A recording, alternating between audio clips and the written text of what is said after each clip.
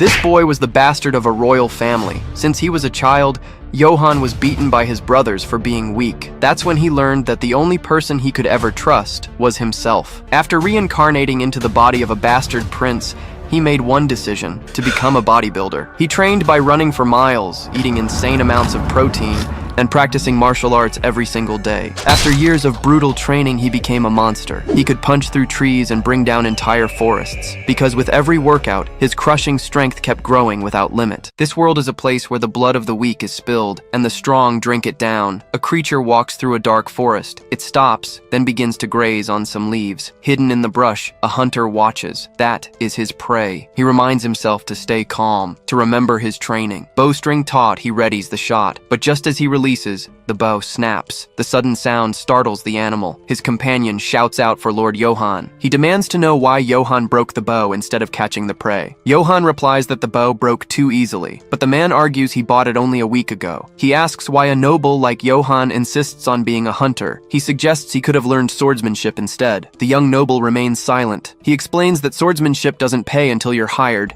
then suggests they move on. He needs money to survive in this rotten world. His name is Johann but before, he was Kim Johann. He reincarnated into this world after an accident. Though reborn a noble, he is last in his family's hierarchy. He has zero chance of inheriting anything. Suddenly, his companion stops him. Ahead of them lies a pack of wolves. His companion fires an arrow near one of the beasts. The pack scatters in fear. Johann watches silently. The world he reincarnated into is a very realistic medieval era. They find a pile of bodies. The young man comments that even death grants them no rest. His companion asks if they could be from their village. Johann says it's hard to tell, but one thing is certain: the weak are just prey for the strong, and to avoid becoming prey in this era, he needs money. When he arrived in this world, he hoped to awaken an incredible ability. He realized that didn't exist here, so he changed his goal. That goal is money. With money, he can leave this territory and do anything, become a merchant, or even a free farmer. While Johann is focused on his thoughts, his companion calls him over to see something. He points out the medicinal herb he had mentioned, Little Demon's Grass. It's rare and great for stopping bleeding. Johann immediately snatches up the herb.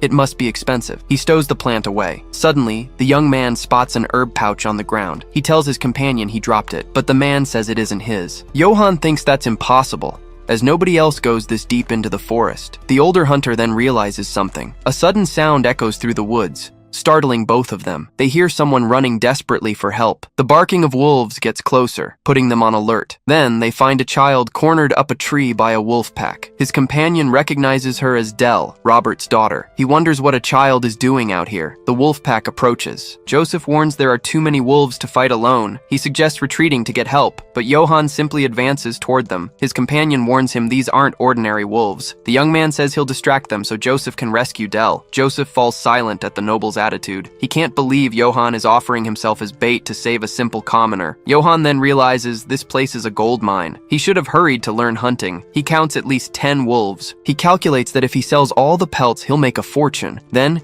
he shouts for his precious sources of money to wait for him. The older hunter doesn't understand what's happening. Johann draws his sword. His companion questions what kind of messy swordsmanship that is. The animals rush to attack him. He moves quickly. One of the wolves leaps at him. It bites down on the blade of his sword. The sword shatters after the wolf bites it. The animal recoils from the impact, surprising Johann. Then another wolf attacks from the side. He is quickly surrounded by the pack. Joseph watches the scene, calling for his lord. He desperately screams Sir Johann's name. Meanwhile, in Baltroden village, the Eitz family is conducting their territorial inspection. Villagers bow as the entourage passes. A man shields a child in his arms. Madame Eitz, the concubine, complains about the place's bad smell. The first son, Philip Eitz, remains silent. Gezen Eitz, the lord of the territory, also complains about how the countryside stinks. Philip informs his father that Johann hasn't been found. He suggests sending soldiers to search for him. Gezen reacts angrily at the mention of the name. He says to forget the boy. He doesn't care if he dies like his mother. Lord Gezen continues to laugh mockingly. He stops suddenly when he spots something. Gezen asks about a large hay bale at the village entrance. A villager explains they covered the traces of Johann's training. The lord scoffs. He continues mocking, questioning how a pathetic insect could even train. But his expression changes completely when he looks at what the hay was hiding. Gessen sees the mark of a fist perfectly embedded in a tree trunk. Then he notices several other surrounding trees have been destroyed in the same way. Back in the forest, Johann is on the ground, surrounded by the wolf pack. One wolf growls but hesitates before biting. Realizing sword fighting isn't his style, he throws the animal aside. He then challenges his lovely money sources to attack him. Now he will fight his own way. To not become prey in this era of survival of the fittest, he needs money. And to earn that money, he knows he must defeat the pack advancing toward him. He needs overwhelming strength, enough to transcend human limitations. And with a flurry of punches, he attacks the pack. Joseph watches the scene, paralyzed. The blows hit the wolves squarely. He launches one away along with others. He grabs another creature by the neck and finishes it with a precise strike. The animal falls lifeless to the ground. His companion can barely believe that strength. Johann stands amidst the fallen wolves, and he wonders how much all of this is worth. Johann had no choice but to accept a hard truth. Life in this world wasn't easy. His high-ranking brothers branded him an illegitimate, motherless bastard. They tormented him constantly, beating him whenever they pleased and threatening him if he dared to fight back. He soon realized just how merciless this world was. No one would care if he died. The only person he could count on was himself. So he asked himself what he needed to survive in a medieval world. Fortunately, he held an advantage over the people of this era, his past life as a modern student. Because of this, Johann's mind harbored knowledge that medieval people couldn't even imagine. He decided to use that knowledge, starting with exercise science and high-intensity interval training. He also utilized it to create a nutritionally balanced diet from foods others discarded as trash. The young man created a training regimen based on modern science and practiced close-quarters martial arts. And so, his continuous training compounded over time. After several years, his effort showed results. He continued to strike the tree. Finally, the tree gave way, snapping from the impact. With every session, his body displayed even more overwhelming strength. He felt invigorated. No one knew if that strength was a blessing or a new challenge. The sound of battle in the forest finally ceased. Johann dusted off his hands. He looked at the defeated wolves and confirmed that seemed to be the last of them. Joseph checked on Dell, and the girl hugged him. The older hunter sighed. He scolded Sir Johann for being reckless, questioning him about the danger he had courted. But he admitted he was moved by Johann's honorable action, stepping in front of a beast to save the young servant girl. Johann, however,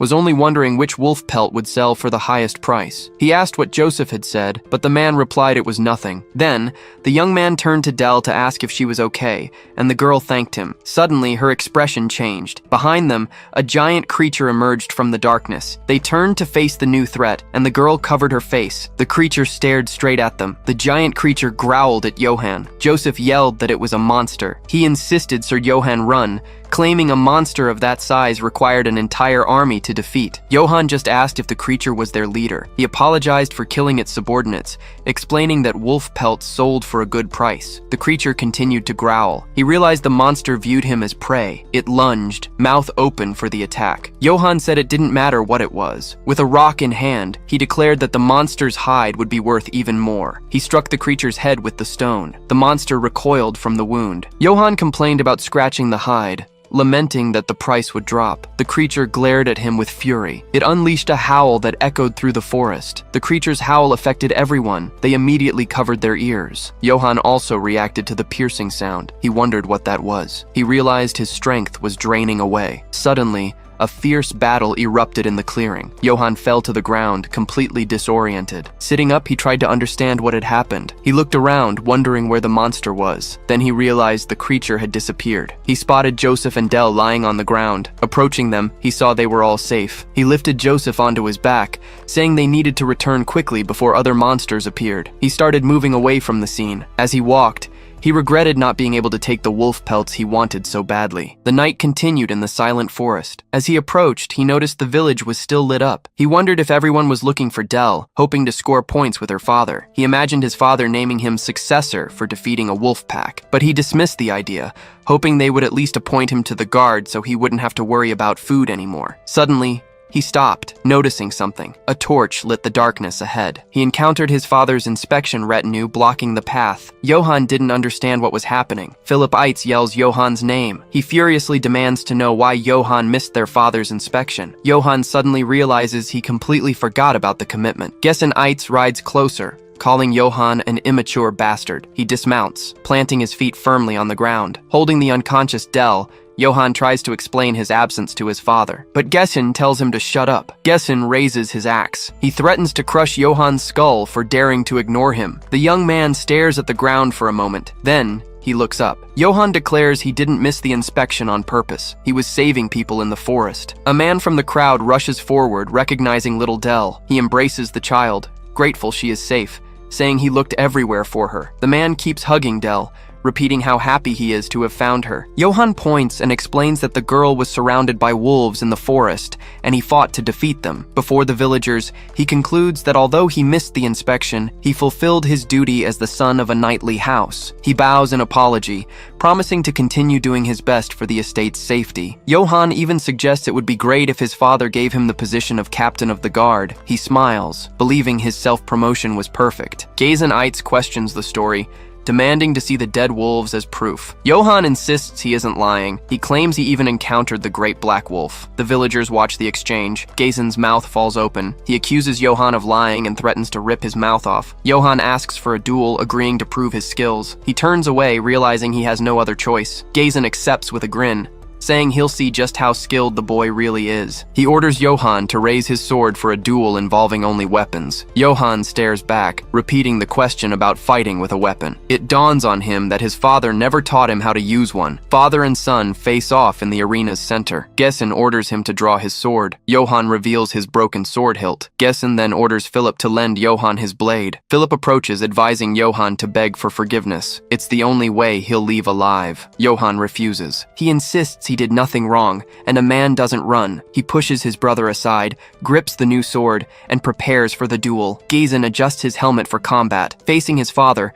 Johann focuses, determined to prove his worth. He charges into the attack. Gessen watches with wide eyes. Johann moves with overwhelming force. His sword strikes Gessen's axe head-on. The blade shatters from the impact. A shard flies off, striking Johann in the head. Gessen falls back, still clutching his weapon. He glares at his son with gritted teeth. Gessen advances with the axe, calling Johann a parasite. Johann leans back from the force of the blow. Philip declares that Johann insulted the Lord. A villager comments that Gessen truly intends to kill him. Gessen attacks again, yelling that he never taught Johann swordplay because he's useless. He presses the attack, claiming Johann will never surpass him. Gessen shouts that the estate is his and no one, not even the emperor, can take it. Johann stares back as blood runs down his face. Blood from the forehead wound drips into his eyes. Philip screams Johann's name. Gessen strikes with the side of the axe handle toward Johann's face. The crowd watches. Johann blocks the blow with his sword hilt, which begins to crack under the force. The hilt shatters into pieces. He looks at his father and admits defeat. Johann kneels before Gessen,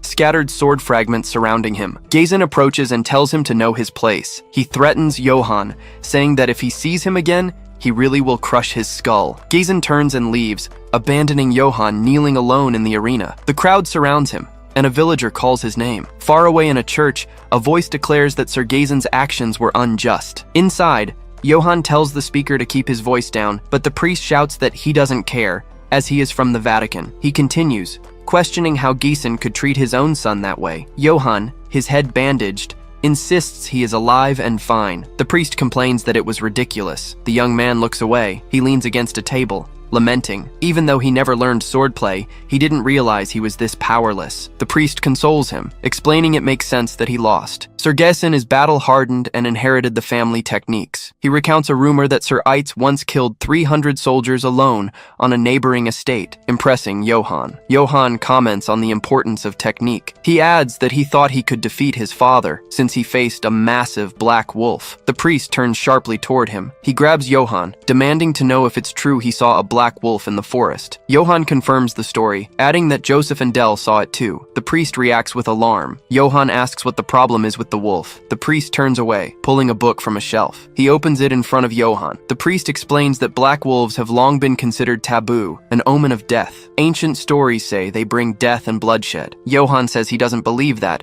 but supposes the wolf might have harbored his duel with his father. The priest reassures him not to worry. They are just old tales. He suggests perhaps God is helping Johann because he is a good person. The priest concludes that Johann is someone who puts others before himself, making Johann smile. Johann questions this. The scene pulls back to a night view of the estate. The narrative shifts to the Brits' barony. near the Eights lands. Cries for help and pleas for mercy echo through the night. A woman clutching a child begs for her life. Both are seen in their final moments. A trail of blood spreads through the darkness. A hand falls lifelessly onto the dirt. One soldier asks why they try to run. Another replies they'll die anyway, noting the cruelty of it all. A third soldier questions the order to kill everyone and burn the bodies, then decides he doesn't care. They are just doing their job for the gold. Two figures meet before a large burning gate. A man kneels before Sir Karamov, reporting that the mercenaries are finished. He hands over the Brit's family signet ring. Karamov simply repeats the family name. She comments that she had high expectations for Brits, but he didn't last 2 attacks. Karamov then introduces herself as the Sword of the Holy Empire and the representative of Her Imperial Majesty. As the seal collector, she decrees that she will punish all corrupt nobles according to the Emperor's wishes. She promises that all who stand with the Emperor will be rewarded with gold and honor. Karamov points forward, ordering her troops to kill, loot, and burn everything. Her army advances, declaring the Eitz estate is next. On a battlefield, two figures trade sword blows. Blades clash dangerously close to a warrior's helm. A knight in full plate blocks an attack. His hooded opponent parries in return. The swords lock together violently. A swift move rips the helm from the hooded warrior. Blood sprays out into the darkness. The empty helmet rolls across the stone floor, revealing the man's bloodied face. His eyes suddenly snap open. Johann jolts upright in bed, gasping. He's alone in his room. Hand to his face, he wonders if it was just a dream. Then realization hits. He's had the same nightmare for days, ever since seeing that black wolf. He remembers the old warning. The wolf is an ancient omen of misfortune. Its very existence was a bad sign, one that spread blood and brought death. He recalls that priests even called it the sign of death, but Johann dismisses the thought. It's just a legend, he tells himself. He didn't hurt the wolf. Then, the memory of meeting the creature in the forest returns. He did throw a rather large rock at it. Shaking off these useless thoughts, he decides to go train. At dusk, Johann is training alone on a hill. A voice calls him a useless brat. He turns. Two men approach, reminding him of his father's warning to keep a low profile. They provoke him, sneering, asking if chopping wood all day really makes him any stronger. The mockery continues. Breaking logs is a cheap trick for someone like him, they say. One mocks his dream of joining the guard, insisting his father would never appoint trash like him. He finishes by saying his father would only use him to crack his skull open and feed him to the pigs. With a single punch, Johann completely obliterates the wooden log in front of him. The two men stare, eyes wide, mouths agape. He turns to the splintered tree stump, then back to the men. He invites them to step closer and repeat what they just said. They refuse and flee, yelling that they'll tell Johann's father everything. He watches them go, muttering that they are pathetic idiots for not worrying about their own futures. Deciding to ignore them, he returns to his training. Another voice confirms that what they said is true. Philip approaches, informing Johann that their father has no intention of appointing him to any position. Johann replies that he suspected as much. Considering he hasn't been killed yet, it could be worse. Philip asks if he's disappointed,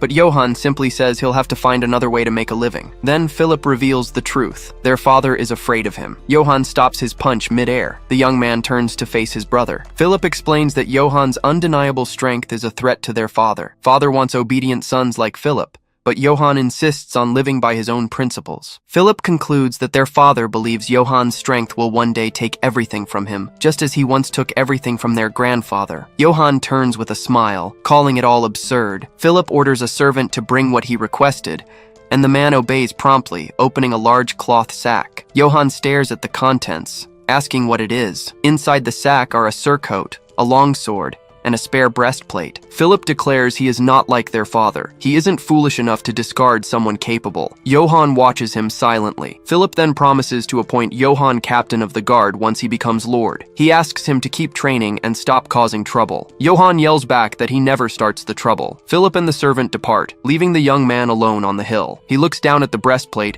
and realizes it's the exact same armor from his dream. He wonders if wearing it means he'll die the same way he did in the nightmare. Yet, for some reason, he feels he can overcome that destiny, even without proof. Johann decides that regardless, He'll need gear if he wants to win. He dons the breastplate and cloak, adjusting the equipment to his body. A laugh echoes in the distance as the sun sets. In a tavern, a man insists he's telling the truth, but another accuses him of making things up. The first man recounts how Sir Johann killed wolves and drew his sword solely to save Dell and Joseph, calling him a true model of a knight. Two men agree that Johann is far nobler than Lord Gason, while a hooded figure listens nearby. Another villager adds that Johann should have just cut off Gason's head that day. Joseph arrives at the bar and announces that drinks are on him. The hooded figure asks why. Joseph raises his mug, proposing a toast to Sir Johann for saving his daughter Dell. One of the men turns to the stranger asking who he is, as he's never seen him around before. The hooded figure merely points out that they were bad-mouthing the Lord in front of a complete stranger. The villager stares at him. The stranger comments that the locals here don't seem to fear anything. The hooded man then says he found their story quite interesting. He demands they tell him more, scaring the villagers. He specifies that he wants to know more about Johann Eitz. Far away,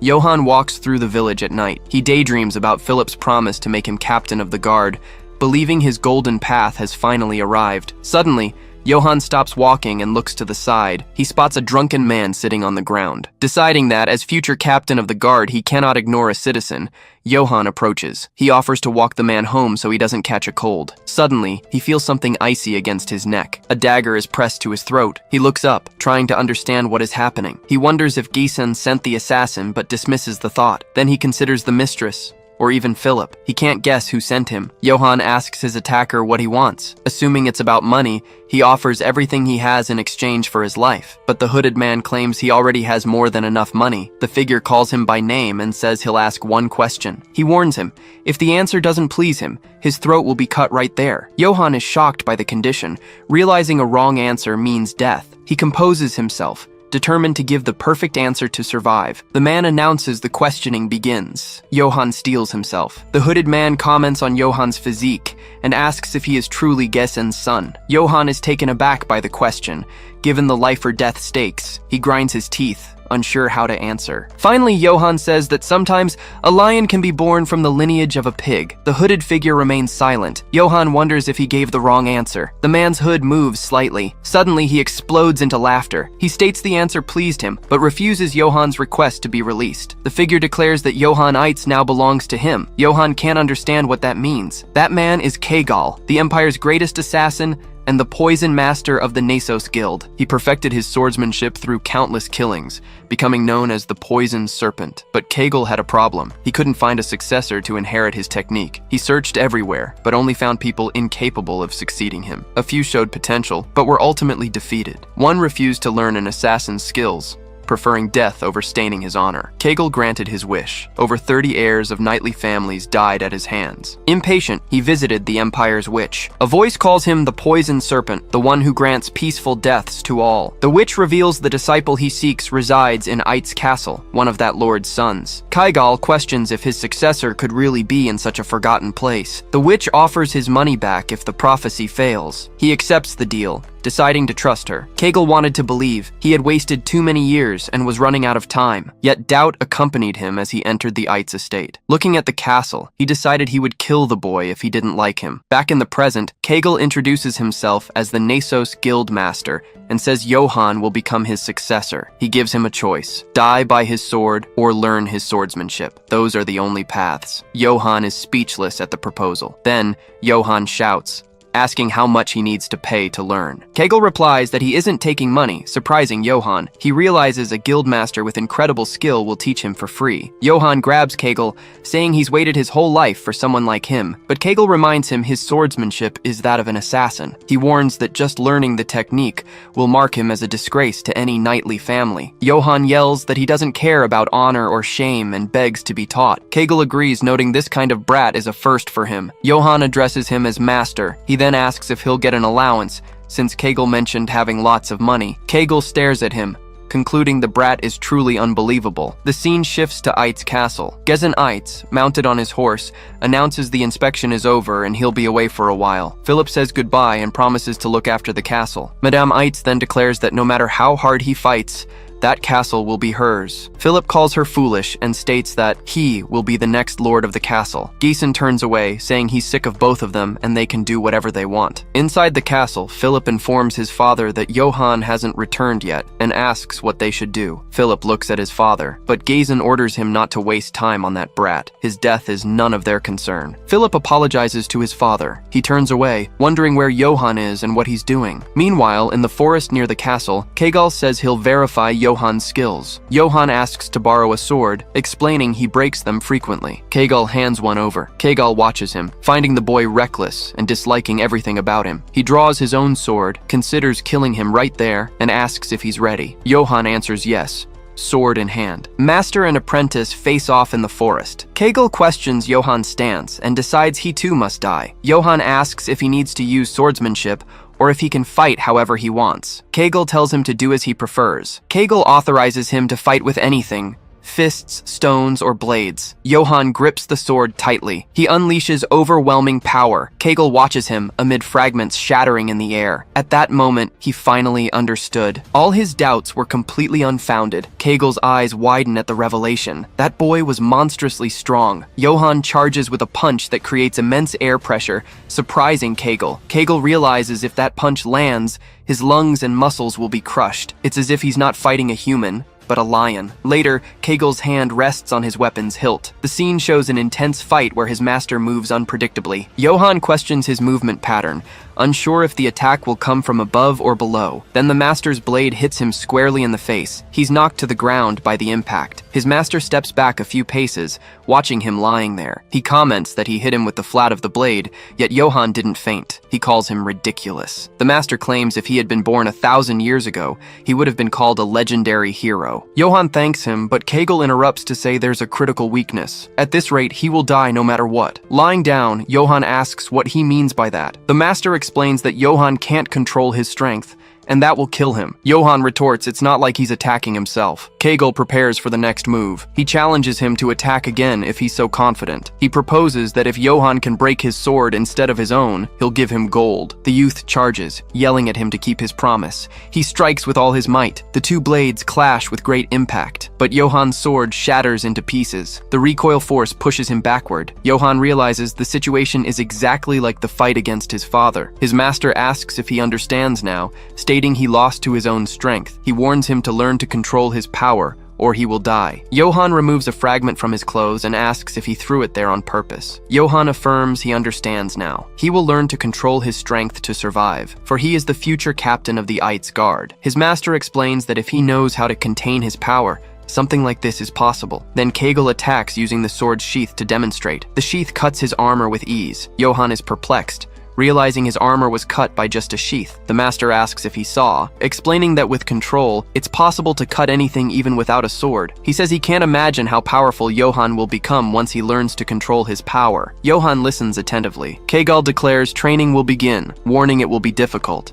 and he might even die. He asks if the youth is ready. With a smile, Johann shouts yes. The scene shifts to a village with a castle in the distance. Johann walks through the village streets. After a while, he appears with a bruised face. He reflects that he's finally learning to hold back, but wonders when he'll learn real swordsmanship. Johann turns at a noise, wondering what it is. He spots a group of soldiers and questions if they are elves. Approaching, he asks who they are, but one orders him to leave a restricted area immediately. Johann points at the elf, asking who he is to give orders. The soldier asks who Johann thinks he is. He introduces himself as a member of the Wolves of Akheton, the Empire's elite mercenaries. The youth gets excited hearing they are mercenaries and asks about the pay. Two respond they receive 2 gold coins for a single job, a value incomparable to a guard captain's salary. One elf comments that skill is what matters, and Johann agrees. Johann thinks he's never seen gold coins and considers changing careers. As he chats, an imposing figure approaches from behind. A warrior in full armor stops before him. Johann feels an overwhelming presence and instinctively moves his hand to his sword. He prepares to draw his weapon, then he stops, sweating,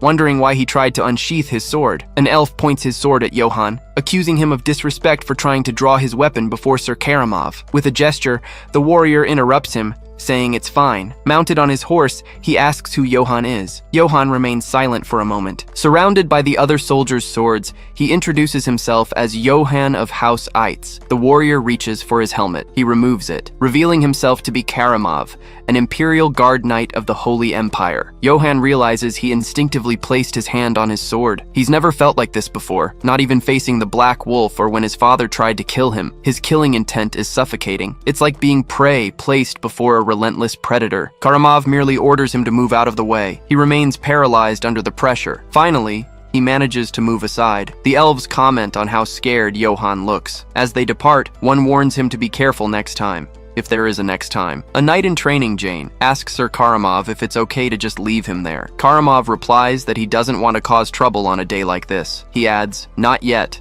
as Johann watches the group enter the gate. Alone, he wonders why an Emperor's knight would be there. A man runs, hearing Sir Karamov has arrived. Philip Eitz rushes through the halls. Why would such an important figure come here? Out of breath, he introduces himself as the next Lord Eitz and asks why he visited. Madame Eitz interrupts. She praises Karamov and introduces her son, John, as the true future lord. She continues, saying if she'd known of his existence, she would have married later. She invites him into the castle. Karamov ignores her and keeps walking. The Madame calls after him unanswered. He sets his helm aside. Sitting on a throne, Karamov asks where Gessen is. The Eitz family watches from below. Philip scolds him. It's improper to address Lord Gessen that way, but Madame Eitz argues. As the Empire's greatest knight, he can do as he pleases. She will handle the reception. Philip clenches his fists. She's trying to use this chance to promote her son as the next lord. Karamov grabs his sword hilt and shouts for silence. He orders everyone out and demands alcohol. Holding his weapon, he declares he'll wait inside the castle for Gessen's arrival. During the night,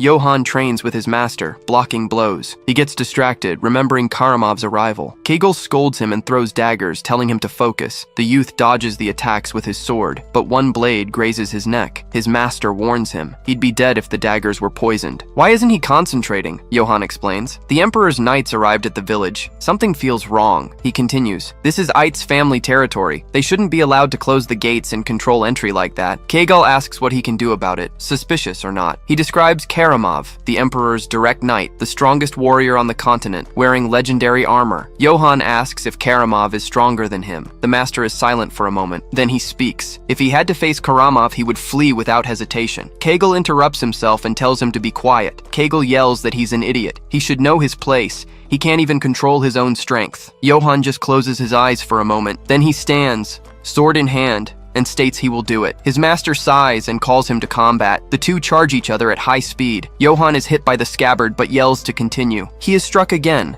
and insists they try again. Even hit repeatedly, he doesn't give up. Kaggel also shouts for him to advance again. The youth wonders why it isn't working. He can't understand why he can't cut a simple scabbard. Then he remembers the teaching about the flow of force. He shouldn't just swing the sword, but concentrate power at its tip. While swinging the weapon, Johann slowly began to understand what controlling his strength meant. Kaggel notices the dull sound of his sword becoming sharper. Johann crosses his sword with his master's scabbard in a powerful strike. He realizes something. If he combines everything he's learned so far, with the right amount of force, he can do it. Kaggel senses the next attack will be dangerous. Then he attacks with a precise, swift movement. His blade cuts the air, and he manages to cut the tip of Kaggel's scabbard. Johann celebrates the feat excitedly. He shouts that he did it, and now understands the feeling, saying it wasn't that hard. Kaggel just watches, thinking it must have been luck. The master then calls him by name, and he responds promptly. Kaggel draws his sword. He warns that this time, he won't hold back. Johann advances again with full force. The impact of the blow throws Kaggel backward. Johann jumps for joy, celebrating another victory. Kaggel wonders what kind of boy he is. He is amazed. Johann can use the secret sword technique, Serpent's Tongue, even though he was only taught to control force. Johann absorbed the technique perfectly after seeing it only briefly on the first day they met, and now he is using it more perfectly than the master himself. Kaggel remains silent for a moment. The old assassin's experience tells him something. Unless a miracle happens, Johann has already become someone he cannot defeat. Kaggel, master of the Empire's strongest assassin guild, Nasos Poison, murmurs softly. He calls Johann an absurd boy, while the youth celebrates learning the technique. That night, Kaggel announces his teachings are over. He will leave at dawn. Johann questions the decision, but his master states he already has everything necessary. He admits it. In less than a week, Johann became stronger than him. Kaggel says he is satisfied his swordsmanship won't disappear and advises him to live as he wishes. He says Johann Eitz has worked hard until now. Sitting around a campfire, Johann asks the reason for leaving. He responds it's just his way. Then Johann questions him about the Black Wolf. Kaggel confirms it is a sinister sign. Johann says he found the Black Wolf recently. He dreamed his head was cut off,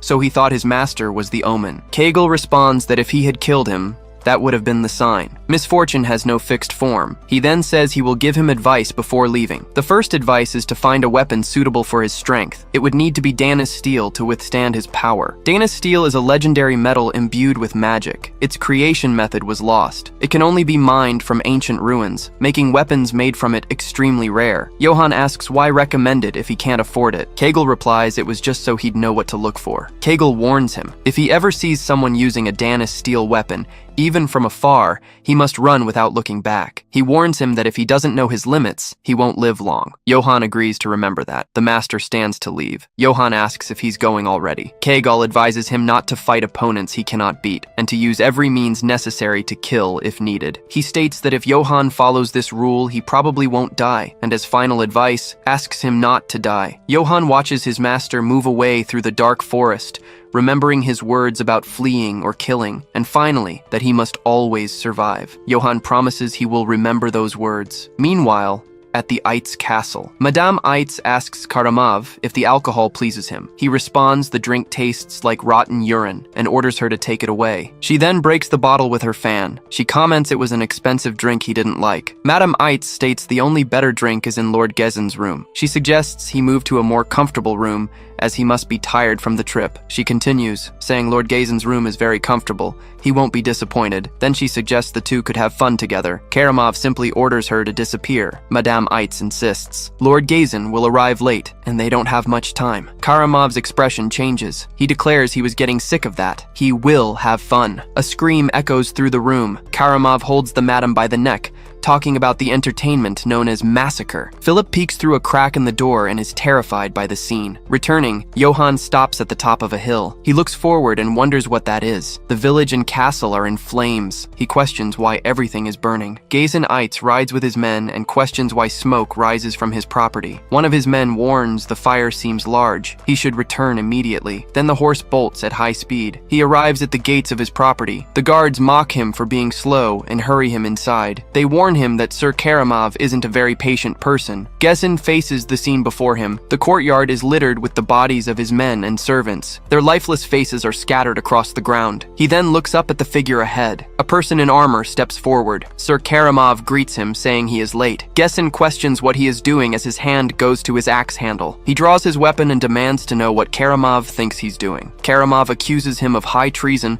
and attempted assassination of the emperor. He announces that House Eitz will be eradicated by decree. Gezen Eitz shouts that this is a purge. They are only falsely accusing him to execute him. He then advances against Karamov, declaring he won't let him do whatever he wants. Sir Karamov simply orders the trumpet sounded and gives the order to recover the Eitz family seal and purge everyone in the territory. A soldier raises the trumpet to his mouth as the final order is given to wipe that land off the map. The Imperial army advances shouting. Amidst the burning village, a soldier approaches an injured villager. The man kneeling on the ground calls him a cruel bastard. Then the soldier asks if it's so hard to say where the pig's son is hiding. He decides to send him to his god. But the moment he attacks, Johann Eitz appears to block the blow. The young man cuts the soldier with his sword. The villager watches blood spray. He looks up and recognizes his savior as Lord Johann. Johann helps him up and asks what is happening. The man replies that Imperial troops are killing every villager they see. Father Valberg then adds that it's possible Lord Gezen has already been killed too. Johann Eitz receives the news about his father. Father Valberg adds they are burning the whole village to exterminate everything. The youth realizes he must return to the castle. Then he hears a familiar voice nearby. He turns and walks toward the sound while Valberg calls him. Johann finds little Dell on the floor and asks if it's her. He tells the child she is safe now and calls her close. Suddenly he perceives imminent danger. Dell points behind him,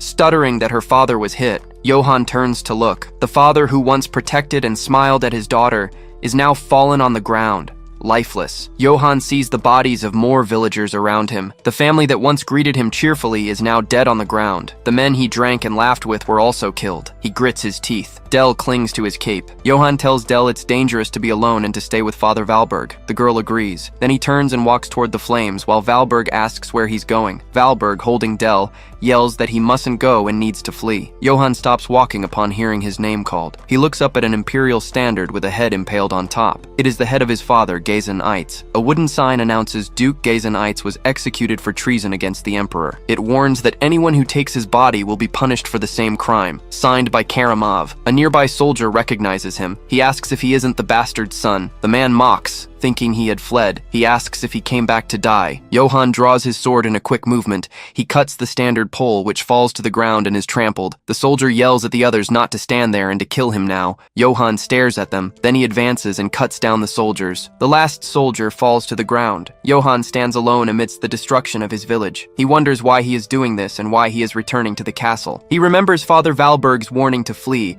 agreeing he should be running. Returning to the castle to face Karamov would just mean dying for no reason. Suddenly, he hears someone call his name. He finds Philip Eitz wounded among the bodies of other knights. Philip recognizes him and says he is alive. Philip asks why he came back. He warns him to leave, for he will die if he stays. Philip then removes his helm, saying he wanted to give it to him when Johann became lord. Johann holds the helm in his hands. He grits his teeth. A memory of his master instructing him to understand the difference in skill level comes to mind. He also advised him to run if it got dangerous. Even with the warning that the opponent was an emperor's knight, Johann decides. He remembers his master's words, "If you must fight, you must kill." Johann puts on the helm, stating the time is now. He then stands up. The youth enters the castle gates. He faces a group of Imperial soldiers. The soldiers wonder how he got in and where the guards are. Johann clenches his fist and calls for Karamov. He advances against the men, yelling for the bastard to come out. The youth steps firmly on the stone floor. He stands still in his full armor. Blood drips from his sword. Sir Karamov finally appears, commenting that Eitz's fugitive son survived. He recognizes him as Johann Eitz, the man who was in front of the castle earlier. Johann states he's not in the mood to swap names. Johann just tells Karamov to think of him as a very angry man. Karamov tells Johann he should have kept running to live, guessing he doesn't care about his own life. Karamov then accepts the imminent confrontation. With his sword in hand, he challenges Johann to attack if he wants to die. Johann replies that wasn't necessary to say. It was exactly what he intended to do anyway. Johann advances. His sword clashes against Karamov's amidst the flames. Their blades press against each other. Johann tries a sideways strike, but Karamov blocks the attack with his strength. The swords slide against one another. Karamov then disarms him with a powerful blow. Johann's sword flies away and he leaps back to dodge. He lands and prepares again. Karamov says this is fun. Johann's swords break repeatedly into multiple pieces. The blades float in the air around him. Johann observes the weapon fragments. Karamov advances and attacks with his sword. The blow descends in a wide arc. A stone pillar is cut in half. Karamov finds the situation interesting. He comments that Johann is much stronger than Britz ever was. Then Karamov spots one of his soldiers. He rips the man's head off and throws it, declaring that this is truly fun. He demands that Eitz's bastard son entertain him more. Johann recovers and blocks the next attack. His block cracks Karamov's armor. He seizes the opportunity to counterattack. His blade cuts Karamov's arm. Karamov retreats a few steps. The two face each other at a distance. Karamov looks at his arm, questioning how Johann managed to cut his Danis steel armor. Karamov observes the damage on his gauntlet. Johann tightens his grip on his sword hilt. Karamov considers it impossible for a human to damage Danis steel and questions his identity. Then the youth lifts his sword again for attack. The blades clash hard. Karamov is surprised by his strength, but Johann continues his attack with a downward strike. Karamov blocks the attack with his sword. He presses with another powerful blow. Karamov judges him a brute with strength who only swings the sword without technique. He prepares for a counterattack. He deflects Johann's blow to the side. Then Karamov advances with a thrust. Johann dodges sharply, confirming he can't defend against the simple attack. Karamov realizes Johann fights only on instinct, with no technique, and wonders if Gazen never taught him to fight. He considers him a dangerous opponent and decides he needs to end the fight quickly. Karamov prepares for Johann's next wide blow. Karamov parries Johann's blow, but the blade digs deep against his own. With both hands, Johann pushes the sword forward, but Karamov manages to deflect the blow. The youth challenges him to attack, stating Karamov's head will roll. Karamov then perceives something unexpected in Johann's movement. Johann manages to hold Karamov's blade with his own hands. A serpent shape emerges from his arm. He then hits Karamov's face with a direct punch.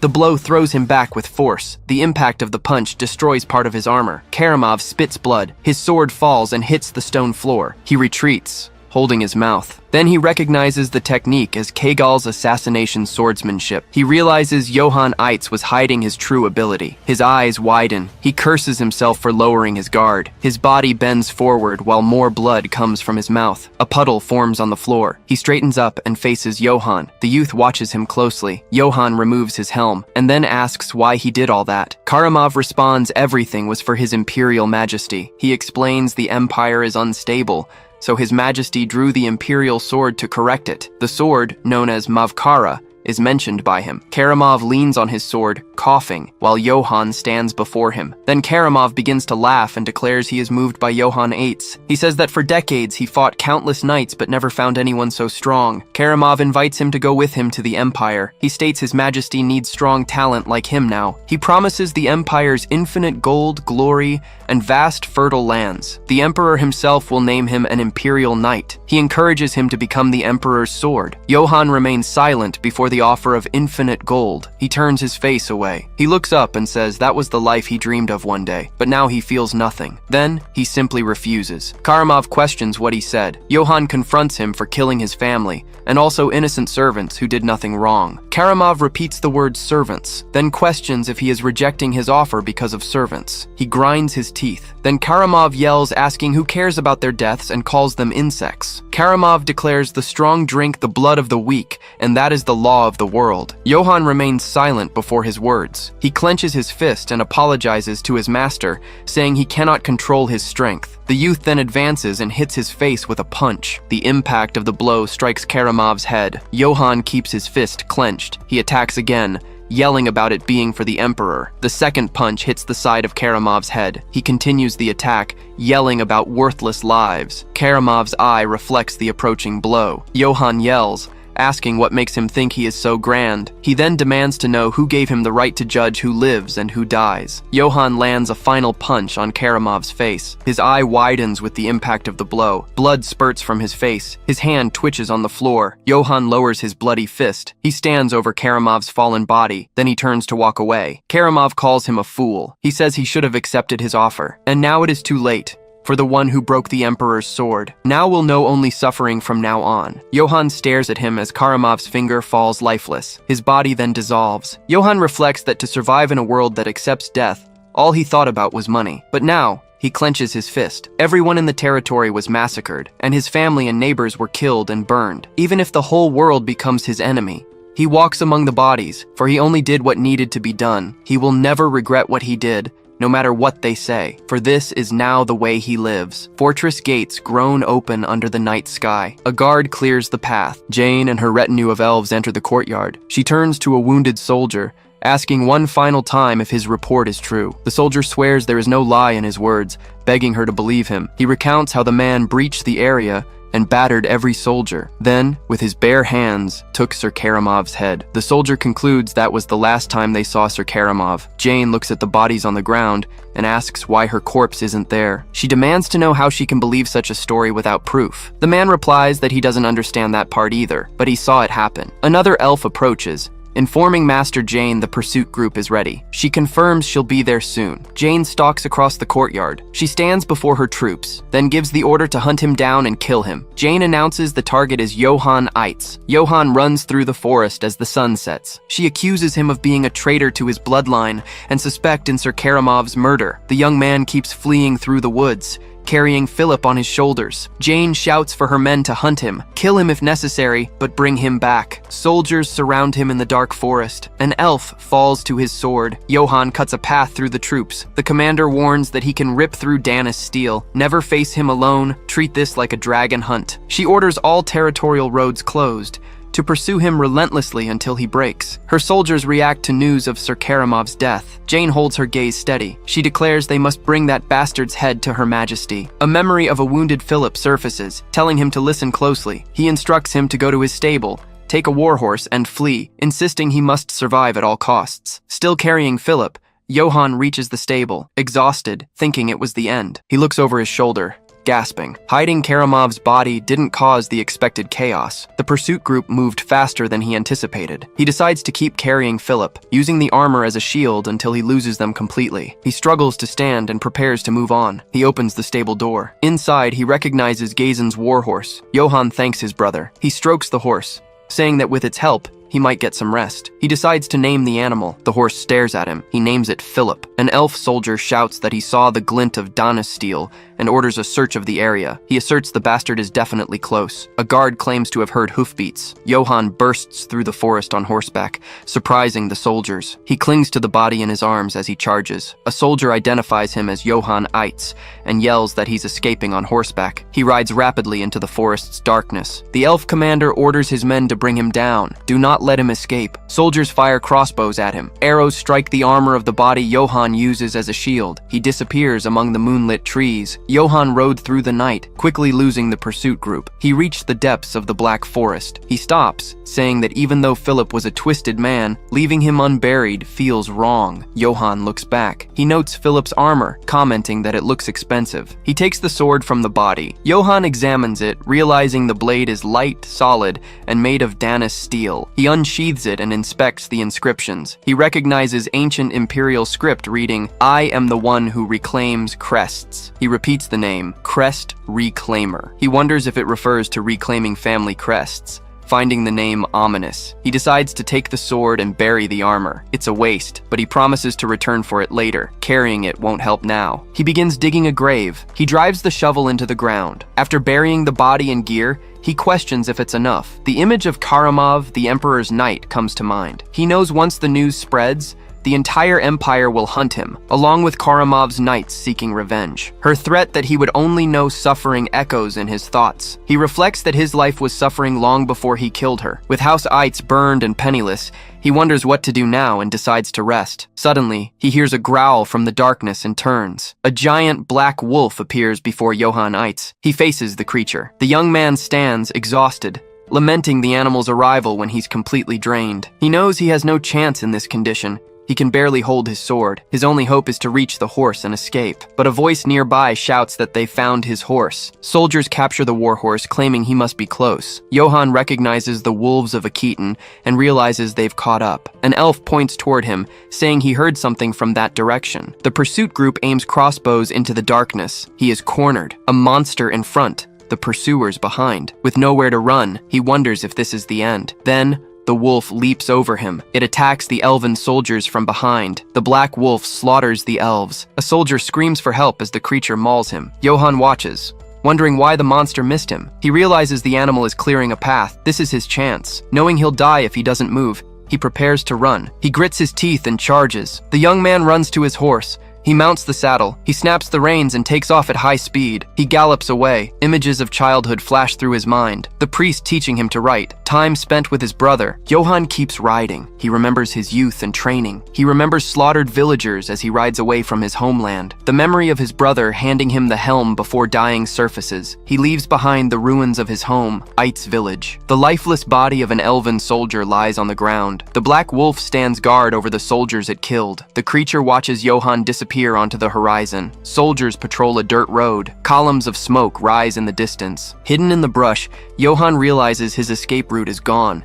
It's completely blocked by a checkpoint. He slumps against his horse, utterly exhausted. He hasn't eaten or slept properly since making his escape. For 3 straight days, the young man has been hunted mercilessly by the soldiers of Akitan. Johann has lost count of how many times he's nearly died defending against group attacks. He's reached his limit. He barely has the strength to lift his own sword. In the distance, more guards block the only exit. He has nowhere left to go. Crouched low, he keeps watching the soldiers moving along the path. Suddenly, a merchant caravan with an armed escort appears on the road. An idea strikes him. Johann decides he will disguise himself as a merchant. He'll use the group to get through the checkpoint without raising suspicion. At At the caravan, a man addresses Sir Eldons of the Katana Trading Company. Eldons asks what it is. The mercenary beside him points nervously down the road. A heavily armed rider appears before them. Khan, the mercenary leader, suggests they prepare for a fight. The mercenary Gamson questions why they are so worried about a single knight. Goran tells him to look closely. The man wears full plate armor and rides a war horse. Furthermore, he's wearing a plate helm and a metal breastplate. Khan grabs Gamson's head, ordering him to look at the sword at the knight's waist. The weapon's hilt reveals it was forged from Danish steel. It could cut through their armor easily. The young mercenary still doubts they could lose, since there are 9 of them. One of the men shoves him aside, annoyed that he can't think straight with him around. Another mercenary smacks him on the head, telling him to shut his mouth if he doesn't know anything. Eldons orders Goran and Khan to ready everyone to attack at the slightest suspicious movement. He announces he'll check the situation first. They should all attack on his signal. Both mercenaries confirm the order. Then Eldon steps down from the wagon and approaches the knight. As he walks, Khan instructs his men to knock the target off his horse the moment the fight starts. The merchant introduces himself as Eldons of the Katana Company. He asks for the knight's name to avoid misunderstandings. Johan, disguised under his helm, is surprised to see that he is a catman. Eldons observes his mercenaries ready for combat. Johan senses the distrust. He decides he needs to make the catman lower his guard, so he introduces himself as Johan and explains that his appearance is due to a bandit attack. He asks Eldons to tell his men not to attack him. The merchant apologizes. He justifies it by saying that as a seller, he must always be prepared for the worst. Johan says he understands the situation. He then asks if he can travel with the group, as he lost all his money in the attack. In exchange for a little food and a place to sleep, he offers to help protect the caravan. Eldons evaluates the proposal and finally agrees to the deal. He informs him they are on their way to Marseille and suggests Johan get acquainted with the mercenaries. The young man thanks him, though he doesn't know where the destination lies. Walking away, Eldons explains to his men that Johan is just a wanderer, but they should keep an eye on him, and if anything happens, he orders them not to hesitate to kill him. The mercenaries confirm the order. Now, Johan only needs to worry about getting past the checkpoint. The caravan then resumes its journey along the road. One of the soldiers at the checkpoint alerts the others that people are approaching. The wolves of Akiton then order the caravan to stop for a brief inspection. Johan finally reaches his obstacle, hoping to pass unnoticed. Eldon steps forward and introduces himself, asking to speak directly with the person in charge. The guard recognizes the Katana Trading Company, which has its main headquarters in Marseille. He greets the merchant and explains that they are just following orders to search for a fugitive trader. Johan understands that the checkpoint was set up specifically to capture him. One of the soldiers approaches him and demands he remove his helm to show his face. He invents an excuse, saying he has a skin condition. The guards mock him and insist that he show his face anyway. The group leader questions if the knight is hiding something. The two then stare at each other in a moment of tension. Johan prepares for the worst and places his hand on the hilt of his sword. However, the discussion is interrupted by a voice. Eldon shouts at the soldiers, asking if they dare suspect his company and demanding to see the commander. He then threatens the guard, saying that if there is further interference, he will make a direct complaint to the captain. He specifies that the complaint will be filed personally at the Marseille branch. The guard then yields and orders his men to clear the path for them. The other soldiers show frustration with their superior's decision. The group leader approaches Johan and says he got lucky. The caravan finally passes the checkpoint and continues on its way. The young knight looks back one last time. The soldiers just watch the group move away down the road. By dusk,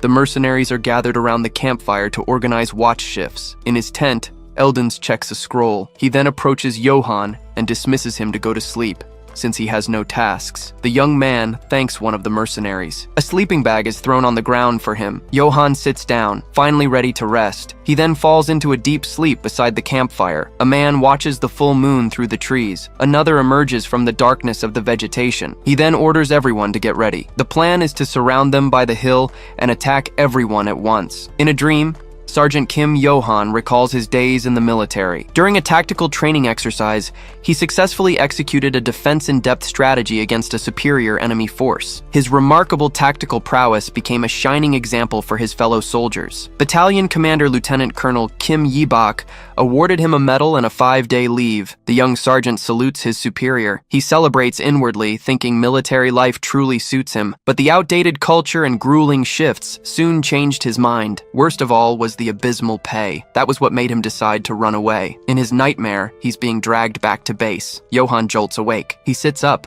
Realizing it was just a dream, he takes a deep breath, still shaking off the fright. The army dream ruined his sleep, and now his whole body aches. He glances to the side. The moon still illuminates the camp. Suddenly, a rain of arrows begins to fall. Johann braces for impact. With a lightning-fast movement, he catches an arrow just inches from his face. He realizes the soldiers have found him again. Annoyed at being discovered, he stands up, deciding he needs to warn the mercenaries first. He shouts, alerting everyone to the enemy ambush. Eldons and the others are jolted awake by the sudden warning. The scene flashes back to 5 minutes before the attack. Kan was complaining to Gamson, asking why they were the only ones busting their backs while the new knight did nothing. He tells the young mercenary to shut his mouth. The leader explains they can't trust guard duty to a stranger who might kill them in their sleep and steal their supplies. He warns him that if he keeps being so reckless, he won't last long in this line of work. Kan turns to continue his patrol. Gamson reveals he became a mercenary to live like a real man, but he gripes that if he'd known the Goran mercenaries were a bunch of cowards, he never would have joined up. Kan turns back to Gamson and asks what he just said. The two mercenaries stare each other down in the dark forest. Suddenly, the shout of "Ambush!" interrupts them. Arrows begin raining down rapidly. Kan shoves Gamson to the ground, shielding him with his own body. When the arrow barrage finally stops, he lifts his head. He orders Gamson to go get the others immediately, but the young mercenary bolts in the opposite direction. Kan watches him flee until someone calls his name. Goran runs over, relieved to find him alive, and warns him about the attack. The mercenary asks about Gamson, but quickly shifts focus to Eldon's safety. He reports the merchant is hiding under the wagon, and they need to prepare for a fight. Johann approaches and orders them to form a defensive perimeter around the wagon. He explains they need to fight together, as they don't know where the attack will come from. Goran questions him, asking if he thinks he's their employer. Kan tells Johann they'll look after themselves. The young man should just worry about his own survival. The knight is surprised by the response. Goran then rallies the mercenaries, ordering everyone to grab their shields and prepare for battle. Johann approaches Kan, stating he's been in similar fights before and asking for a shield to help. Suddenly, Eldons denies the request, saying there aren't enough shields and he'll have to fend for himself. He turns away, realizing the mercenaries don't trust him. His eyes widen as the enemy approaches. A massive band of bandits emerges from the forest darkness. Johann notices these aren't the wolves of Aquitaine, just common thieves. Kan shouts for all units to advance.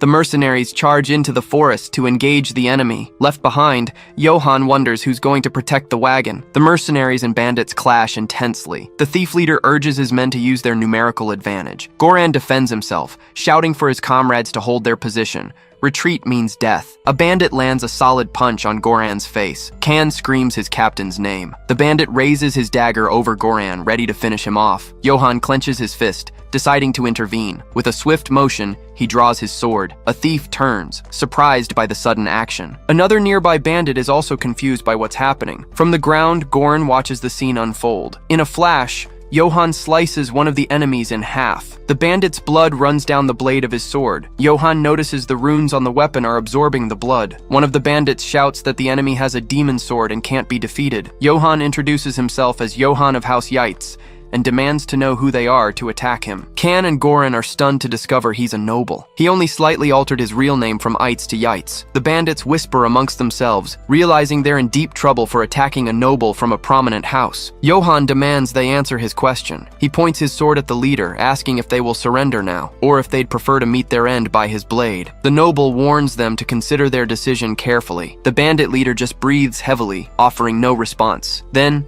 one of the thieves throws his sword to the ground. Soon the others follow suit with their weapons. Hands raised, the leader finally announces their surrender. Johann sheathes his sword. He turns to Goran, ordering him to tie up the prisoners and authorizing him to kill anyone who resists. Goran approaches Sir Eldons, asking what they should do now. He worries the noble might hold a grudge for his earlier mistreatment, since they thought he was just a well-equipped drifter. But Eldons reassures him, saying he'll handle the situation. The fact they let him join in the first place counts as goodwill. The merchant approaches Johann, commenting on his difficult night. He thanks him for protecting the caravan, saying he doesn't know how he can ever repay the favor. Johann places a hand on his shoulder, stating the most important thing is everyone's safety. The Catman is surprised he isn't demanding compensation. With that, the young noble steps away, but he turns back and requests that next time, they lend him a shield. Eldens agrees immediately, promising he'll be the first to get one. Johan then mentions his plan to interrogate the prisoners and asks for the mercenaries' assistance. Goran suggests that now his status is known. Speaking to the prisoners more formally would put everyone at ease. A mercenary shoves one of the captured thieves forward. He is quickly forced to kneel before Johan. The noble approaches, asking who he is and why he attacked them. The leader reveals they are private soldiers of the annihilated House Brits. Months ago, House Brits was suddenly attacked on charges of treason against the Emperor. The ones responsible for massacring their territory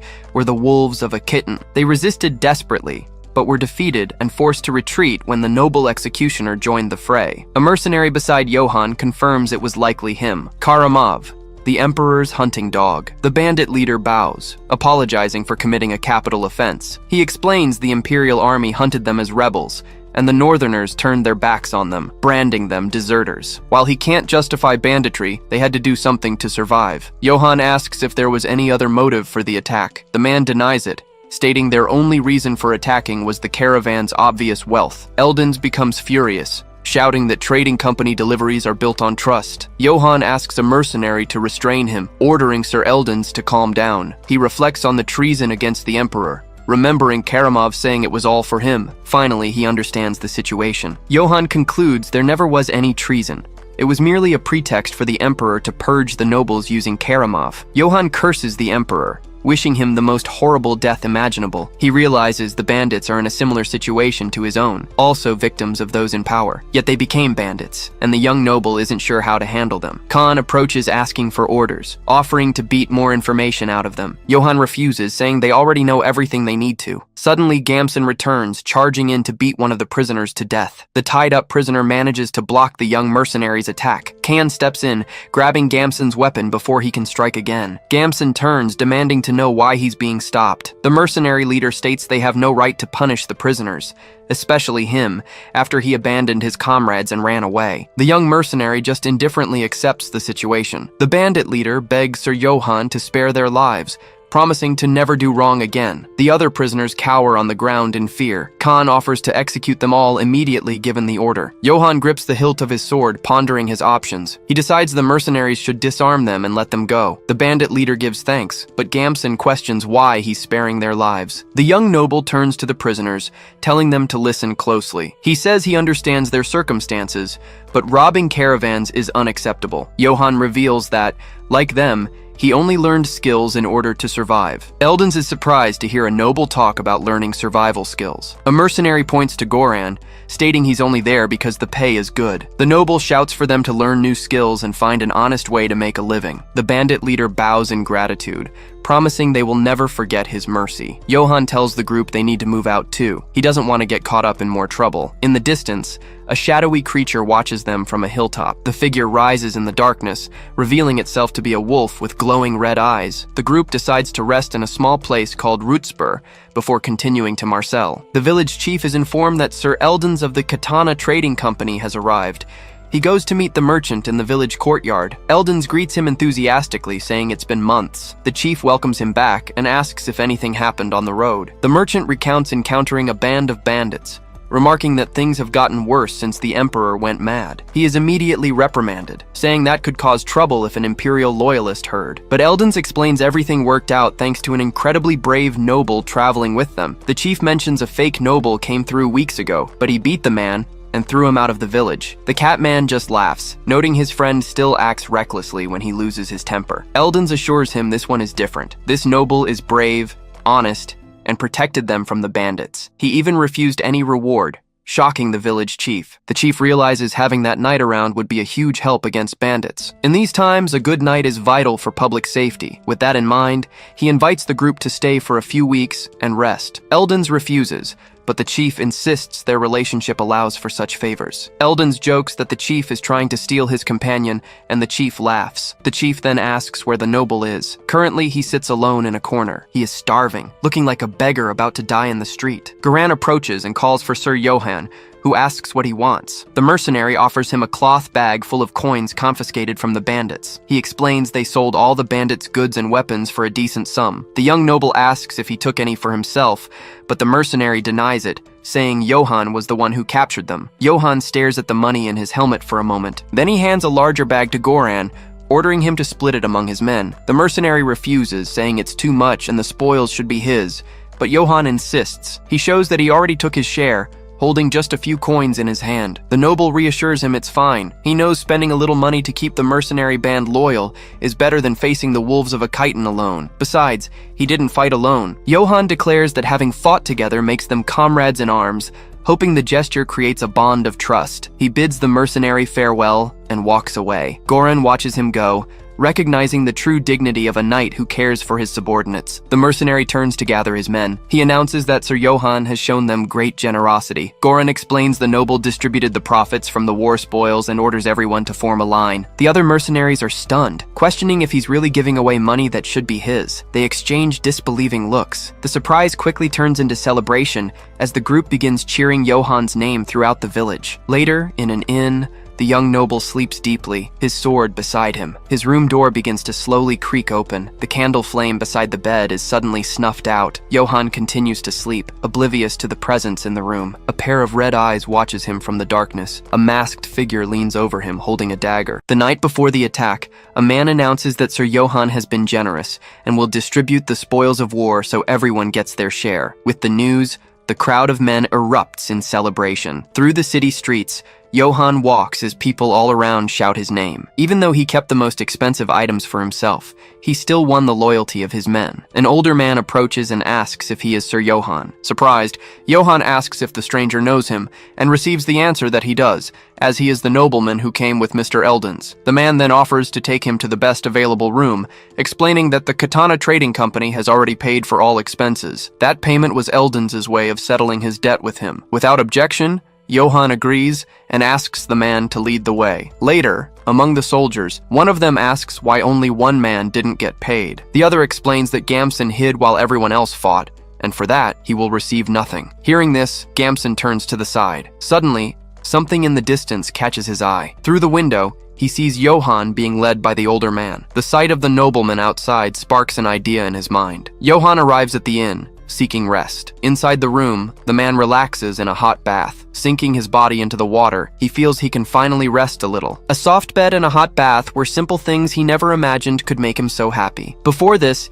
he didn't realize how hard it would be to live as a wanderer without a roof over his head. Even though he was born into a noble family, he had never reflected on the luxury of sleeping in an old bed. Everything changed when that mad emperor razed his territory to the ground. Besides him, many other people were also victims of that attack. Still, he survived, which perhaps put him in a better situation than most. Amid his thoughts, he wonders if he should have accepted Karamov's offer. At this rate, the Imperial army will surely find and execute him. Because of this, he needs to think of another way out, until an idea suddenly strikes him. Those mercenaries could do nothing against Eldons. A band of mercenaries wouldn't be afraid of a simple merchant, but of the company he belongs to. The memory takes him back to what he learned about trading companies in the village market when he was young. Companies connected to the same network share information and funds across borders. When they are powerful, they can influence politicians, nobles, or even a country's army. To survive the empire's persecution, he needs to get close to a trading company at any cost. Still, he decides to leave the more complex thoughts for later, preferring to fill his stomach and go to sleep. Outside, the night slowly moves on. Johann falls asleep in his bed, clutching his own sword. Without a sound,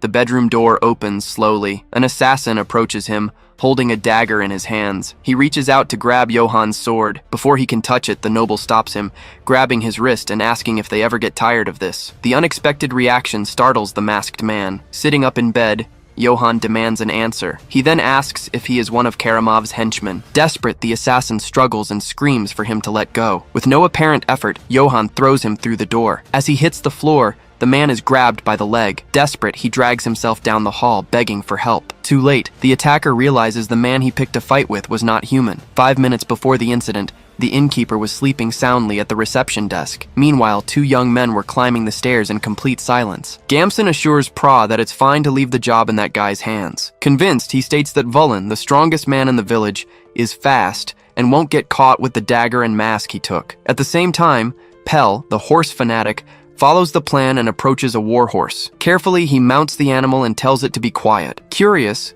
Pra asks Gamson if the nobleman's sword is really that valuable. In response, Gamson asks if he has ever seen a sword capable of cutting a person in half. He says he witnessed that weapon split a soldier in two, and that something with so much power couldn't be cheap. Besides, that knight is nothing without his sword. Suddenly, the two of them peek down the hallway. Before them, they see the attacker on the floor, and the silhouette of Johan standing at the bedroom door. The injured man continues to scream for help. Silently, Gamson watches the scene. Frightened, Pra grabs him and asks what the hell is going on. Without hesitation, Gamson tells him to run if he wants to live. The feeling that something is very wrong takes over, and the certainty that they are doomed sets in. At that moment, the innkeeper appears and asks who they are and what they're up to. Outside, Pell waits with the horses. Seeing the others approaching, he comments that they finally arrived. Annoyed, Gamson yells at him to shut up and get ready to flee. He then turns to Pra and asks where Vulin is. With a trembling voice, Pra replies that he is either dead or about to die. Gamson orders everyone to get on their horses and escape,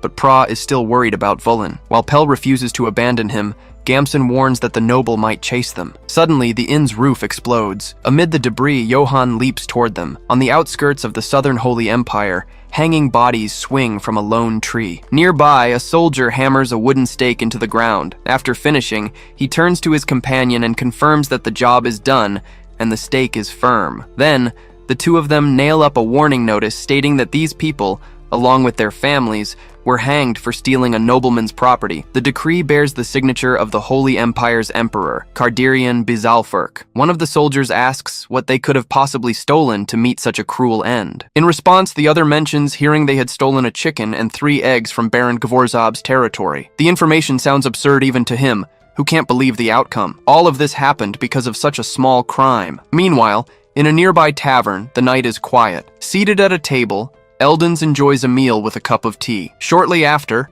a man approaches and informs him there's a problem. He reports that Gamson, from the Mercenary band, was caught trying to steal the belongings of Sir Johan Yates. Hearing the news, Eldons jumps up from his chair, filled with disbelief. Moments later, he sits back down, lamenting the situation, as he had hoped to convince Sir Johan to travel with them to Marseille. With that, Eldons orders Gamson to be captured immediately, and for the rest of the group to pretend they had no involvement. The man obeys promptly, carefully observing the calm with which a merchant from the Katana Company handles a crisis. Alone again, Eldons tries to calm himself, confident he will overcome this problem as he has so many times before. He knows he won't die over something like this, but he still needs to think of a careful way to deal with this nobleman. Elsewhere, a village meeting is taking place. After standing up, the village chief announces the end of that night's meeting. Suddenly, a man runs in, shouting that the leader needs help. He informs them that the troublemakers were caught trying to steal from the nobleman. Annoyed, the village chief slams his fist on the table and calls them useless brats. One of those present asks what should be done,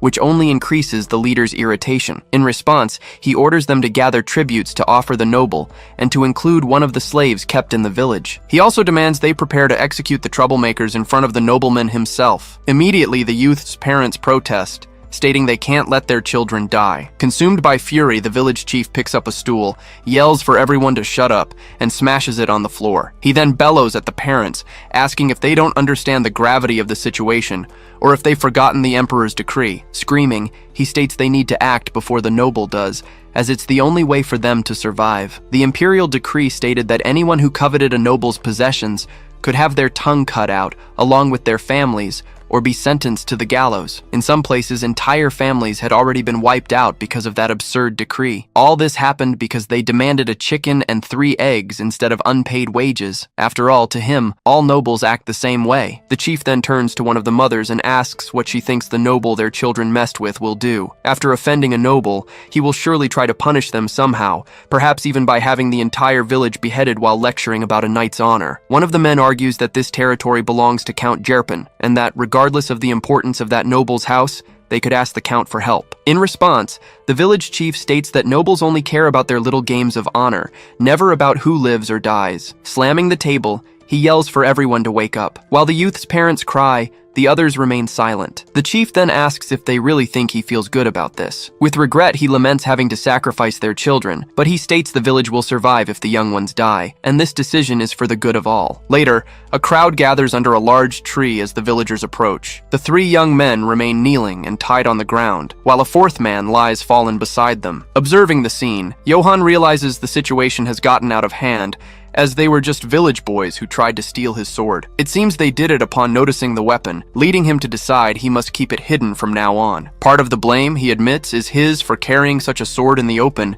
deciding just to scare them a little before letting them go. Seated in a chair, Johann waits amidst the crowd. Shortly after, the village chief approaches and asks if the Honorable Sir Johann is all right. Without hesitation, Johann replies that no, he is not all right. He then asks if it's the custom in the village of Rutspek to welcome guests by putting blades to their throats and looting their baggage. At this, the village chief throws himself on the ground and offers a sincere apology. Taking the blame, he states that he failed by not keeping those idiots in check. Johann warns one of the boys to be more careful next time and dismisses them all. Suddenly, the village chief pulls out a dagger. Raising the blade over one of the young men's heads, he declares that he will redeem himself by cutting off their heads for Johann's honor. Immediately, Johann holds out his hand and orders him to stop, making it clear that is not his intention. Still, the village chief insists that those who stained Sir Johann's honor deserve to die. Ignoring the order, he raises the dagger again to execute one of the youths. The boy's mother covers her face and apologizes to her son. However, the blade is stopped before it hits its target. Coldly,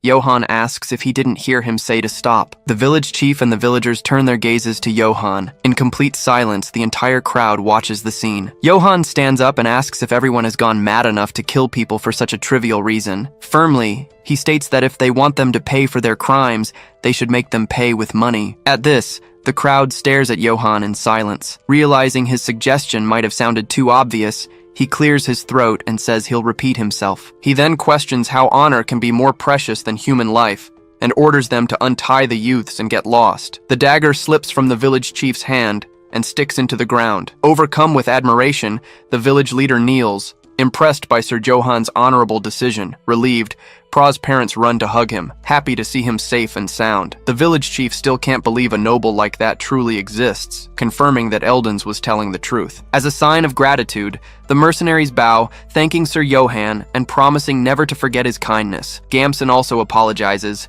admitting he didn't realize how honorable the noble was and that he ended up being tricked by an idiot. As the other youths are untied, a man comments that they were lucky, as any other knight would have killed them. At that moment, the mercenary leader approaches Gamson, who urges him to untie him. Bitterly, Gamson laments having joined this unlucky band of mercenaries. Suddenly, the leader grabs his face. Frightened, the young man asks what he is talking about. In a cold tone, the man tells him to relax his body, stating it will make things easier. Soon after, a shadow rises behind Gamson to attack him. As Johann looks back, surprised by the sudden movement, Johann turns around. Gamson's body falls to the ground, executed in front of his fellow mercenaries. Seeing the scene, Johann stands up and asks what the hell they think they're doing. In response, the group's leader justifies himself, saying that under the Emperor's decree, he merely executed the one who coveted a noble's wealth. Johann retorts, stating that his words were not taken seriously, as he was sure he wouldn't have to see their blood. All around, the other mercenaries and Eldons watch everything in silence. Addressing Sir Johann, the leader explains that even mercenaries have honor and rules to follow. According to him, Gamson's cowardly actions trampled on their honor and endangered the group's lives, and his action was just a way to protect those rules. The leader then offers his dagger,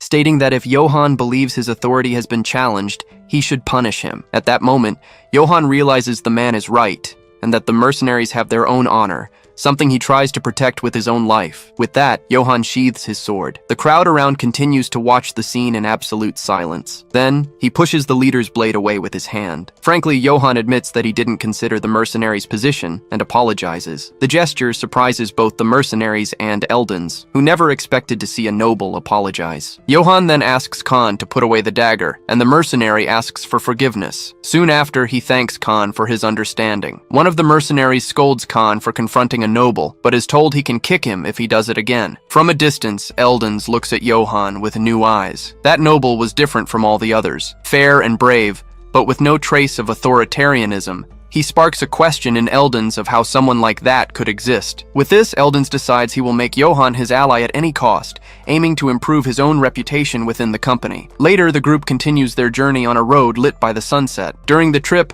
Johann examines a pocket watch taken from the spoils. Mounted on his horse, he regrets choosing the item that seemed most valuable, only to find out it was broken. Suddenly, someone approaches from behind. A young woman calls him Master Johann and comments that now she needs to take care of someone else. Soon after, a voice calls to him from a nearby gate. The village chief approaches and offers gifts prepared by the village as a token of gratitude. Among them, Johann recognizes a watch and is surprised they found something so valuable. In addition, the chief also offers him a slave, stating that the boy is good with geography and will be useful. It was the first time Johann had seen a slave in such a deplorable condition, and leaving him like that would put his life at risk. Thanking him for the offer, he asks that they wash and feed the young man while they prepare to leave, at which point the chief announces that Godin has been accepted. Even while taking the boy in, Johann feels uncomfortable with the idea of owning a slave. At night, back at the camp, the mercenaries eat meat around a bonfire, while one of them tells Khan not to drink alcohol. Godin approaches Johann, who is cleaning his sword, and calls him master. The youth hands him a meal, and Johann thanks him. He then asks Godin to change how he addresses him and to start calling him by his name. Grateful, the boy thanks him, while Johann wonders if the kid is actually a woman. Curiously, he asks how someone skilled in geography ended up becoming a slave, but Godin replies it's not a pleasant story. The youth then asks if bad things also happen to nobles. Johann replies he'd like to hear his story first, and Godin agrees. He begins by saying he was originally a peddler, responsible for transporting and reselling weapons in the eastern region. Over time, on a nobleman's orders, he ended up involved in gold smuggling. Hearing this, Johann comments that such a crime would lead to the death penalty and that he was lucky to have survived. Godin explains he needed a lot of money to support his family, as his younger siblings were sick and starving. For this reason, he continued to deliver the gold the nobleman told him to hide, until one day, he was reported by the nobleman himself. Johann deduces that after serving his purpose, he was discarded and asks if he at least tried to ask for a trial. Shaking his head, Godin says that because of the emperor's decree, he wasn't even given the right to speak. At this, Johann asks if he managed to send the money to his siblings. The youth explains that to avoid immediate execution,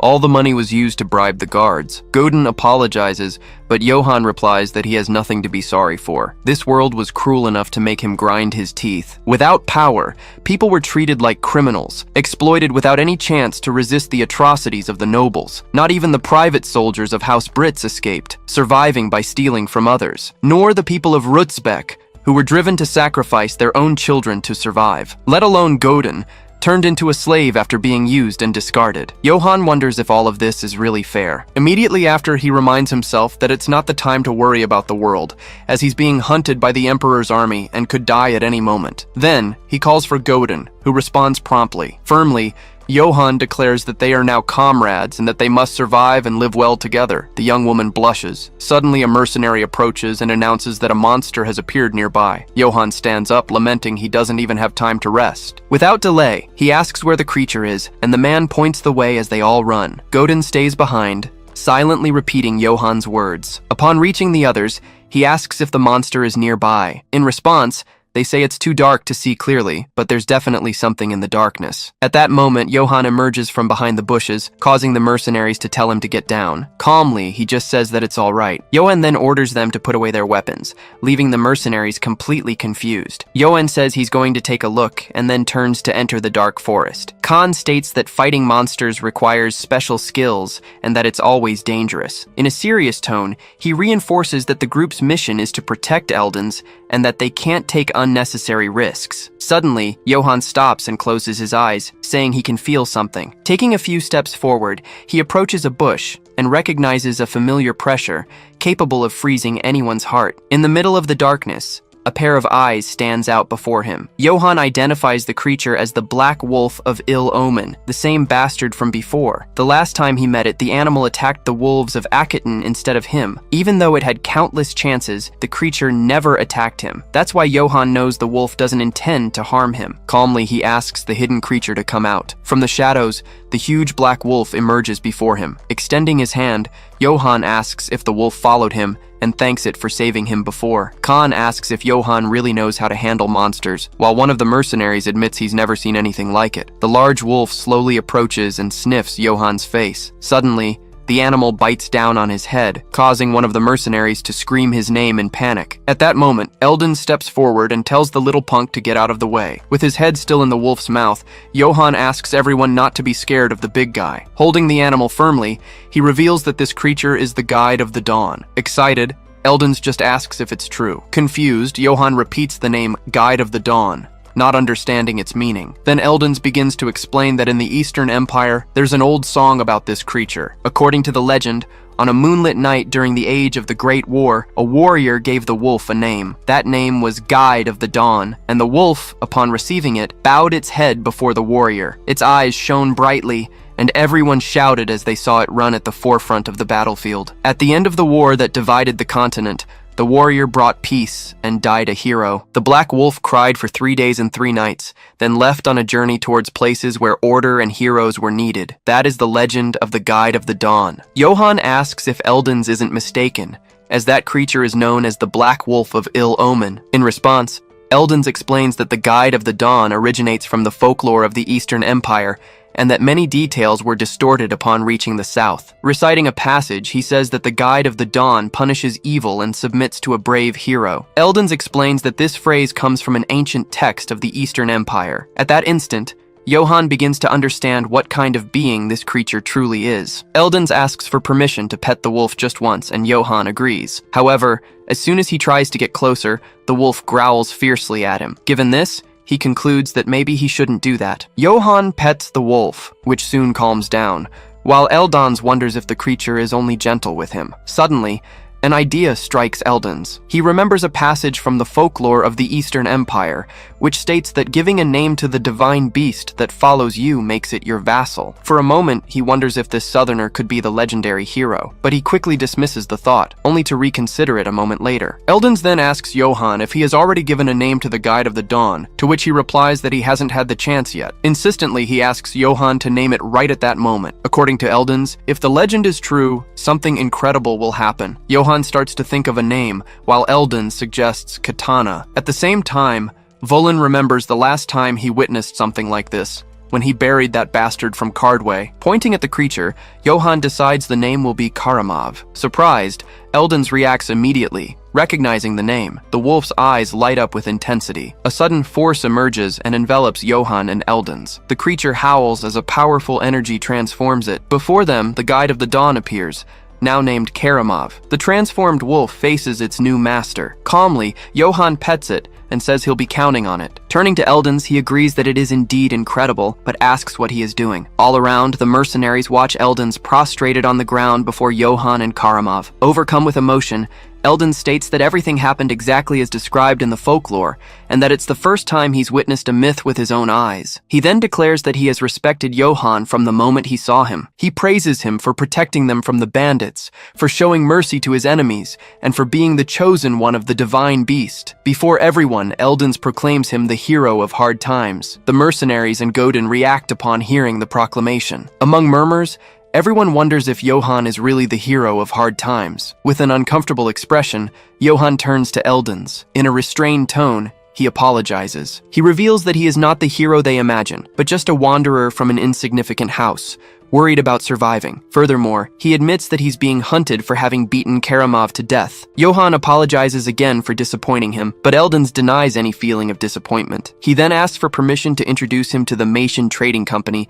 as a way to repay his kindness. Hearing this, Johann remembers hearing that Eldons was going to Marseille and asks what kind of place it is, as he's never heard of it. Eldons explains that Marseille is a famous free trade city and one of the few places the Emperor cannot reach. The information piques Johann's interest. With that, he accepts the offer, stating that he can't ignore such kindness, while Eldons thanks him. Silently, Johann considers that if the Emperor can't reach him there, it might be possible to start a new life as a merchant. While Eldon sings cheerfully, Johann hopes that no rumors spread about him being some kind of hero. Reflecting silently, he thinks about the title Hero of Hard Times, and how nice it would be if he really were someone like that. Still, he recognizes that, both in his past life and now, he is nothing more than a wanderer struggling to stay alive. The memory of an imposing figure comes to mind, decreeing that from that moment on, he would only know suffering. Clenching his fist, Johann admits that life before his death wasn't easy either, but this time is different. Now, he decides to move forward step by step, guided by his own will. With that, the group departs towards the city of wealthy merchants, Marcel. Godin remarks that he never imagined he'd be able to return to this place. Walking through the market, Johann suggests they do some shopping. Suddenly, Karamov darts ahead of the group,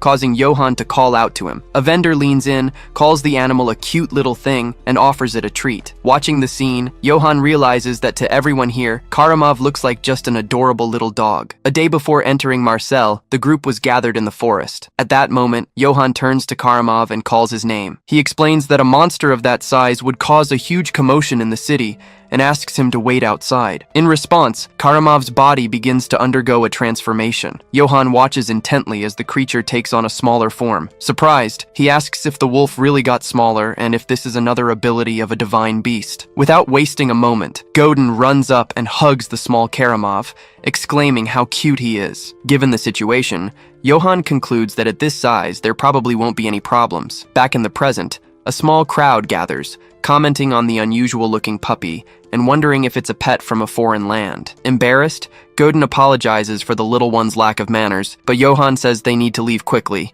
as they're still being pursued. Soon after, Godin calls out to Johann. He offers to take care of all the equipment if they buy a large bag, reminding him that he used to be an equipment merchant. He then shows that he only has 4 silver coins and asks if they can buy everything they need. Then, Godin takes just 1 silver coin. He confidently promises to get everything they mentioned using only that 1 coin. Johann tells him not to get carried away, questioning what could possibly be done with so little money. Sometime later, Godin and Johann are fully equipped, and Johann can hardly believe everything was bought with just 1 coin. They acquired a tactical bag for Johann and a supply backpack for Godin, making it easier to store their items. Using his impressive gift of gab, Godin managed to sell a completely destroyed helmet for a very high price and even got a mace for free. After buying vinegar, oil for equipment maintenance, and other supplies, they still got change back. Somehow, they ended up with more money than they started with. Seeing this, Johann reflects that if a broken helmet could be sold for so much, the equipment he buried for Karamov would be worth much more. He decides that if he ever needs to come back here later,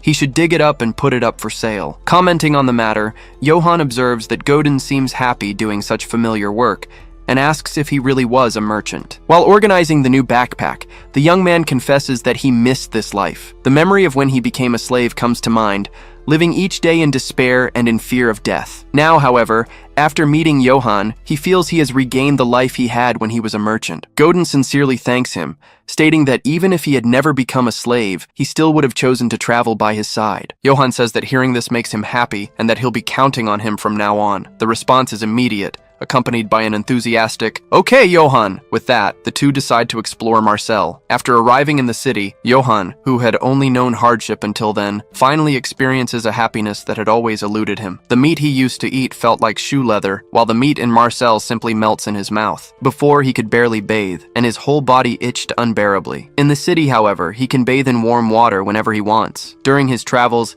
he never had a proper place to sleep, and cold, damp rocks hurt his body. In Marcel, he now sleeps under warm, soft blankets. Faced with this, Johann concludes that life here is very good and decides to settle in the city. He dreamed of living happily in Marcel, but fate would not follow the path he desired. The next day, the Marcel city square is bustling with activity. As he walks, Johann comments on how peaceful life seems, since it's been a long time since he's walked calmly through the streets. Suddenly, a strange feeling makes him realize that something is wrong. Noticing a group of people gathered, he wonders if another gang of bandits is nearby. One of the men confirms that criminals took Dave's daughter and stole all the goods they were transporting. Johann continues to eat his skewer while listening to the conversation. Others comment that with bandits on the loose, the people can't live without worry. Hearing this, Godin tells Johann that the city's atmosphere isn't good because of the bandits. Further ahead, a mercenary threatens a vendor, stating that he'll pay later and asking if the man knows who he is. He shouts that he just wants a meat skewer,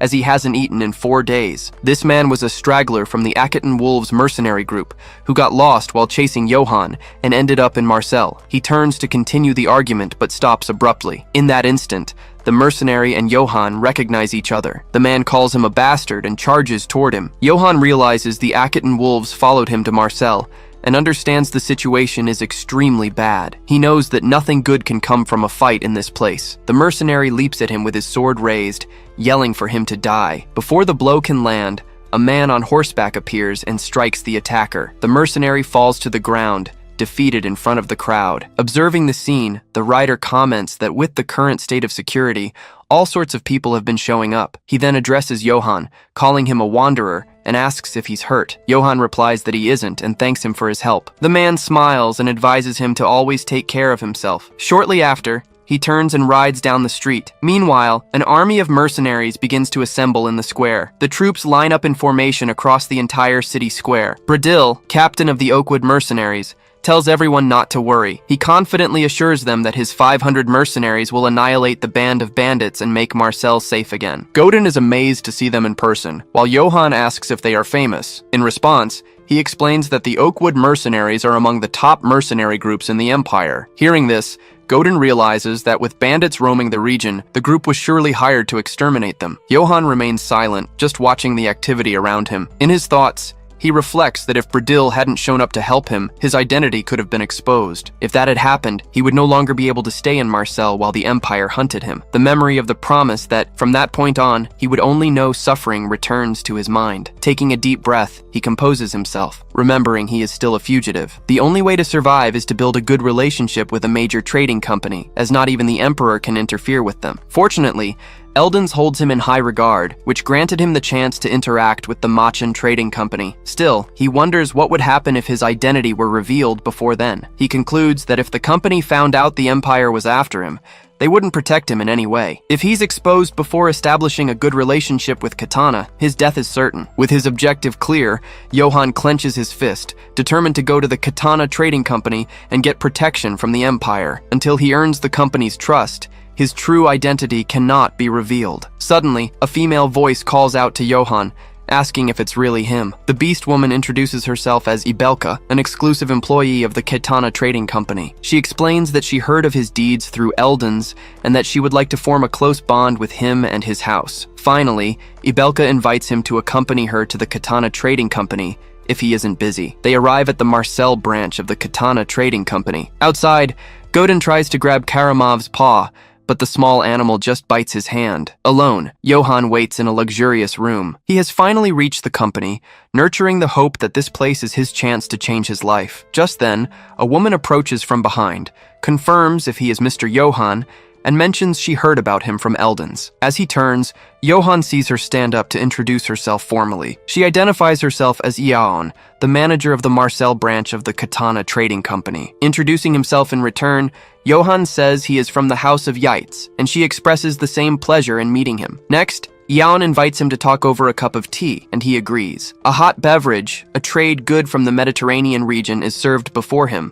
She comments that she hopes the drink is to his liking. Johann thanks her, though he realizes it's coffee. Curiously, he asks if the tea is made from roasted fruit seeds, and is praised by Yaon for his perception. Then she suggests they get down to business. Eon states that they can already guess the reason for his visit, causing Johann to spill his drink in surprise. He immediately wonders if they've discovered he's being hunted by the Emperor. Noticing his reaction, Eon begins to explain what she really meant. According to her, the reason is that Johann harbors ambition in his heart. Confused, he doesn't understand the statement. Yeon then reveals that she learned from Eldens that he protected the innocent and showed mercy to his enemies. Seeing him arrive in Marcel, a city infested with bandits, she perceived his ambition to save it with his own hands. Faced with this, Johann agrees, admitting that she saw his true intentions. Yeon asserts that ambition is not a bad thing, but a virtue of those who are worthy. Furthermore, she adds that the company enjoys sponsoring the ambitions of those it deems deserving. Johann realizes this is a clear opportunity for a deal. If he wishes,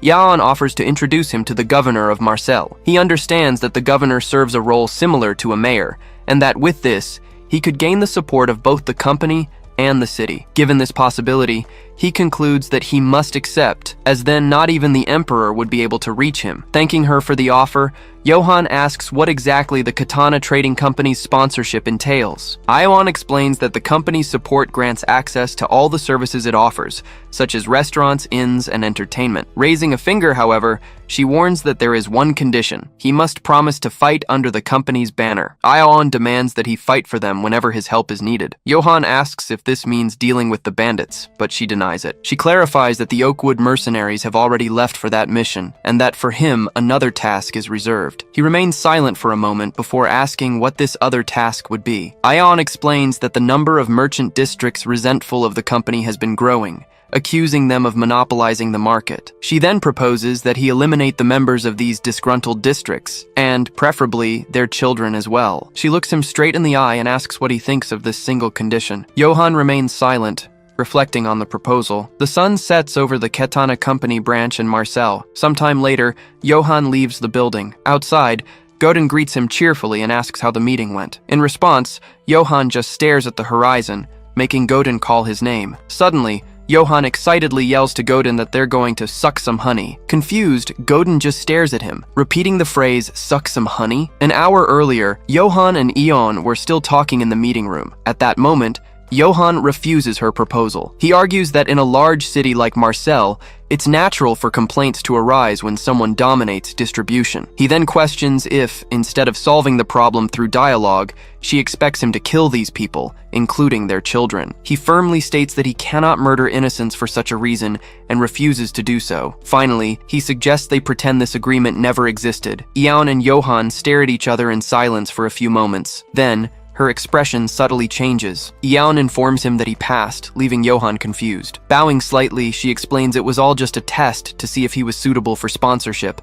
which leads him to ask if the monopoly was fake. The manager clarifies that the company has never monopolized distribution and is actually well regarded among merchants. She adds that she wishes to maintain the proposed terms, but that doesn't mean he needs to go to a battlefield immediately. Ian explains that the Oakwood mercenaries have already left to subdue the bandits, and that in the meantime, he is free to rest and enjoy the sponsorship. She then extends her hand and invites him to join the company. Johan enthusiastically accepts the offer. The two shake hands, sealing the deal, and Johan expresses his wish for the partnership to be beneficial for both of them. Back outside, Godin asks what the expression, "suck some honey," means. Johan explains that it's a way of saying they're going to spend big on something expensive using the Katana Trading Company's money. Soon after, Godin asks if the negotiations went well, and he confirms he finally got the sponsorship. The young man congratulates him, and Johan thanks him. In his mind, he reflects that everything is going well, since he secured support as soon as he arrived in Marseille. Although the bandits are still causing trouble, he believes that once the mercenaries deal with them, the city will become peaceful again. The happy life he always dreamed of no longer seems distant, so he decides it's time to relax. As they walk down the street, a sudden scream rings out. A crowd gathers around several bodies scattered on the ground. Johan wonders what happened and why there are bodies exposed in public, as Godin calls out to him. Goran approaches and warns that he is here, prompting Johan to ask what is happening. In response, Goran explains that the bandits have become more violent, now murdering merchants' families to intimidate the city. One of the bloodied bodies lies on the stone ground of the square. Observing the scene, Johan realizes the situation is far from resolved. Among the crowd, a citizen shouts that nothing is being done, and that the city of Marseille should be held responsible. Another man suggests the emperor is behind the bandits, but the idea is quickly dismissed as absurd. The crowd begins to argue, with some defending the emperor and others accusing him. The voices overlap in accusations and shouts from all sides, as Johan watches the chaos unfold. Facing the scene, he sees the newfound peace in Marseille being destroyed by the bandits. He then begins to wonder what the mercenaries are doing. In her office,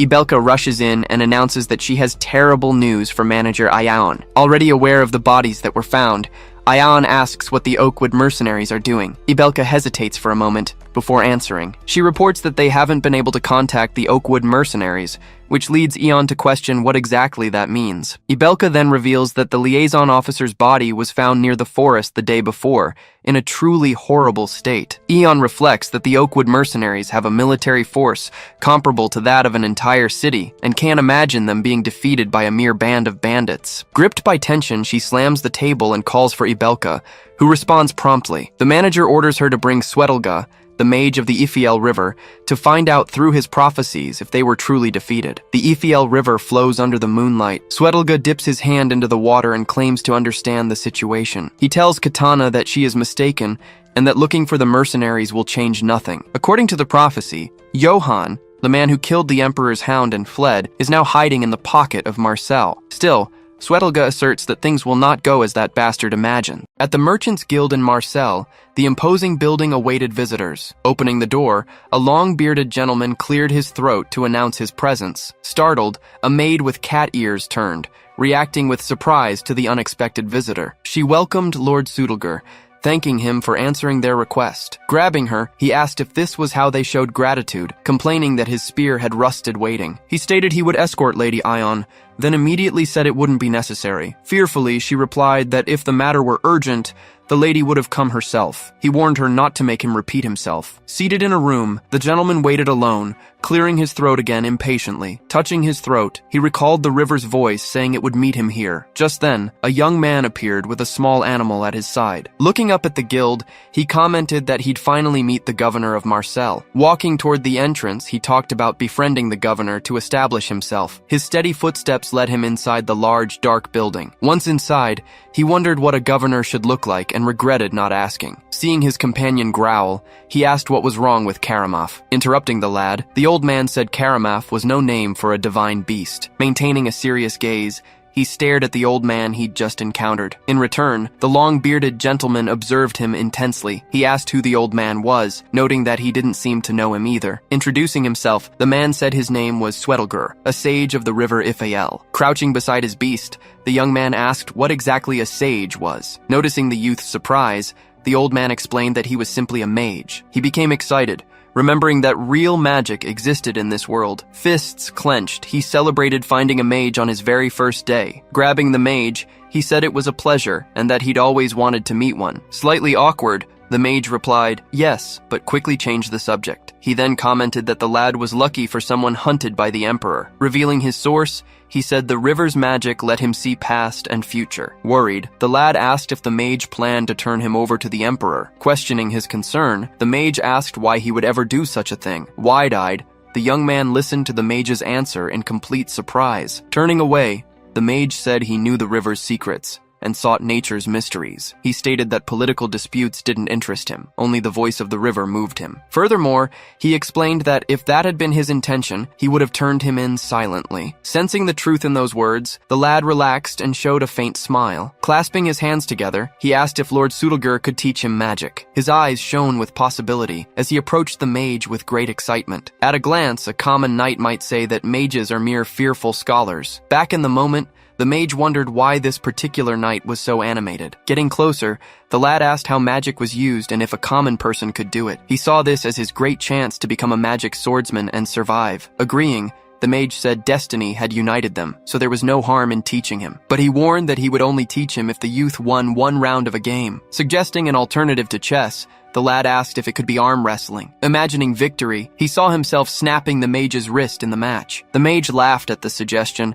saying arm wrestling wouldn't benefit anyone. He then said that the game of kings was fine, but it didn't compare to the game of the gods. Placing a board on the table, the mage prepared for the challenge. Next, he positioned 2 bowls of game pieces onto the board. Recognizing the game, the young man was visibly surprised by the mage's choice. He realized the game chosen for their challenge was Go. Gesturing to the sofa, the mage asked the lad to sit for the match. He asked if the game seemed complicated and promised to go easy on him. Sizing up the situation, the lad believed luck was on his side once again. Remembering the past, he visualized himself winning a Go tournament during his time in the army. Picking up a piece, he prepared for the match against the mage. Piece in hand, he vowed to win the challenge at any cost. The mage suggested they start the match in a calm and friendly manner. With a confident smile, the lad wished his new opponent a good game. Raising the piece, he prepared to win and claim magical knowledge as his reward. 50 minutes later, the two continued the match, seated face to face in silence. Staring at the board, the youth looked tense, while the mage let out a long sigh. With a sweaty face,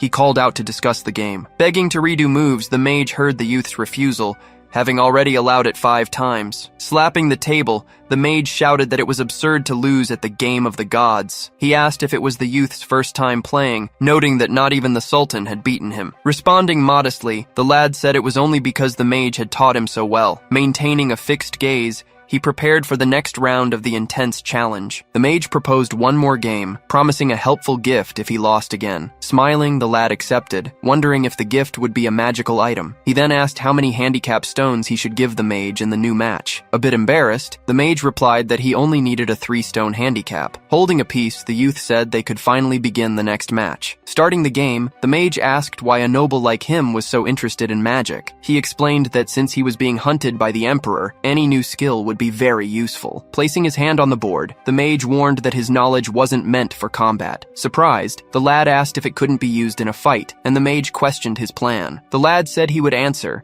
as he had heard of people using magic to fight. With a serious look, the mage warned him not to treat the subject as a joke. Explaining the concept, he said mages were those who discovered mysteries in nature. He cited that some found mystery in the wind, others in fire or sulfur. Back in the room, he mentioned some idiot who found a mystery in the Black Forest. Then he revealed that such mysteries were spirits, whose power mages borrowed. He continued saying spirits lent power, but their whims could cost dearly. Finishing his warning, he advised care not to offend a spirit's will. Faced with the risks, the lad lamented the end of his plan to become a magic swordsman. Outside, 2 women ran up and asked if Lord Sudalgar was there. Upon arriving, one asked why she hadn't been notified, while the other explained their request. Seeing the mage in the room, the newcomer called his name with a smile. Observing the scene, the newcomer noticed the mage challenging a new opponent in the game. Wide-eyed, she reacted with complete surprise to what she saw. At the table, the mage begged to redo a move, but the lad denied the request. Shocked,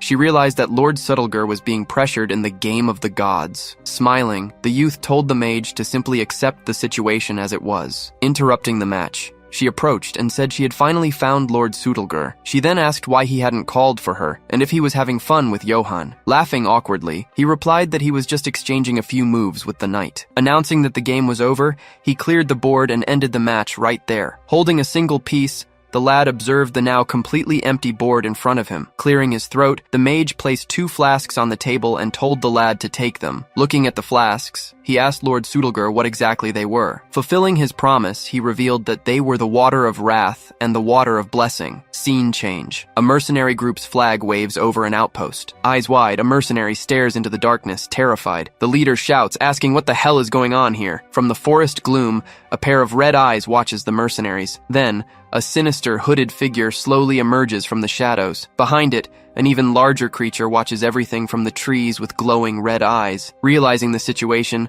one of them yells that this isn't the work of mere bandits. Staring fixedly at the creature, his face twists into a mask of horror. Screams echo through the forest as the scene fades under the full moon. Back at the guild, the day's tranquility contrasts sharply with the previous scene. Holding the vials, he asks if these are the waters of wrath and blessing. Explaining the vials, he says the river hides the secrets of life. Continuing, he reveals he failed until Johann's surprising arrival. Detailing their power, he says the red vial cures, and the green one melts. Happy with the gift, he thanks him for the unexpected magic items. He asks if the manager called him because of a prophecy about bandits. Explaining the situation, she says she sent mercenaries but hasn't heard back. Revealing their fate, the mage warns that the group failed 3 days ago. With the revelation, a tense silence takes over the room for a moment. The mage then recites the prophecy about the oak's will being crushed. Concluding the prophecy, he states the mercenary group was likely wiped out.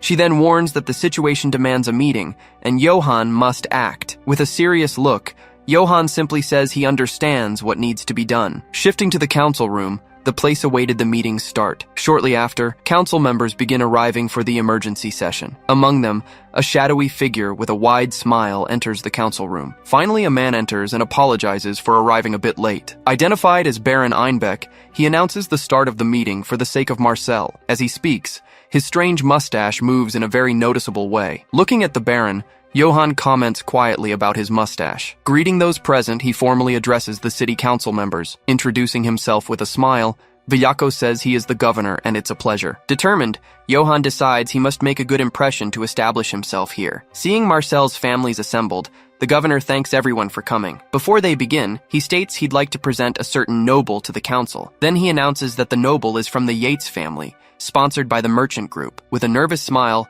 Johann introduces himself, saying it's an honor to meet them. In response, all council members clap in a contained, formal manner. Taking his seat, he waits silently for the discussion to begin. Changing the subject, the Baron asks the governor how mercenaries failed against bandits. He then suggests that asking the Empire for help would have easily solved the problem. Outraged, members of the anti-Imperial faction shout that the Emperor is to blame for the situation. At this, the pro-Imperial faction orders them to be silent, calling the accusation blasphemy. Watching the argument, Johann just smiles, not understanding what the politicians are bickering about. Sensing the danger, he knows his identity cannot leak under any circumstances. Keeping calm, the governor merely observes the heated discussion without saying a word. Standing up, he asks the citizens of Marseille for silence to continue the meeting. With the governor's order, absolute silence takes over the council room. Johann, sitting in his chair, attentively watches the governor's posture. The guild manager stands up, clears her throat, and prepares to speak to the council. She says the governor shares their concerns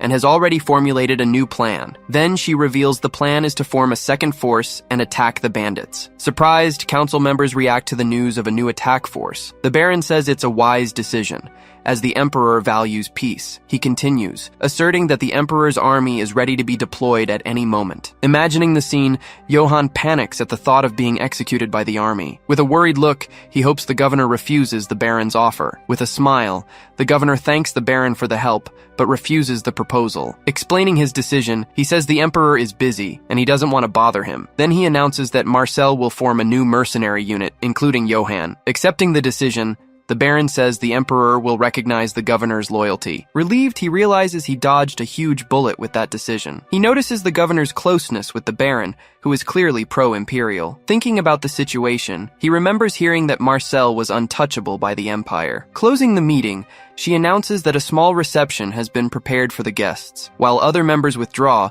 the Baron remains seated with eyes closed. The governor stands up and asks for a moment to speak alone with Johann. With a smile, the governor calls to him, and he agrees to talk privately. Worried, he decides to give vague answers and flee if he discovers Villaco is pro-Imperial. Lamenting his luck, he wonders if he'll have to go back to being a wanderer. Calling Johann, the governor invites him to his private office. Watching the two depart, the Baron just adjusts his mustache with a suspicious look. Entering the office, the governor asks Johann to feel completely at home. Sitting down, he asks the young man to remind him which family he said he was from. With a smile, he replies that his name is Johann Yates, of the Yates family. Keeping the smile, he awaits the governor's reaction to his answer. Surprised, the governor asks if he is really from the famous Yates family. He says the family is famous for a special drink from the north. Revealing a bottle, he says that by coincidence, he has his family's drink. At this, he places 2 glasses on the small table between them. Offering the drink, he says Johann must feel homesick. He then fills the young man's glass,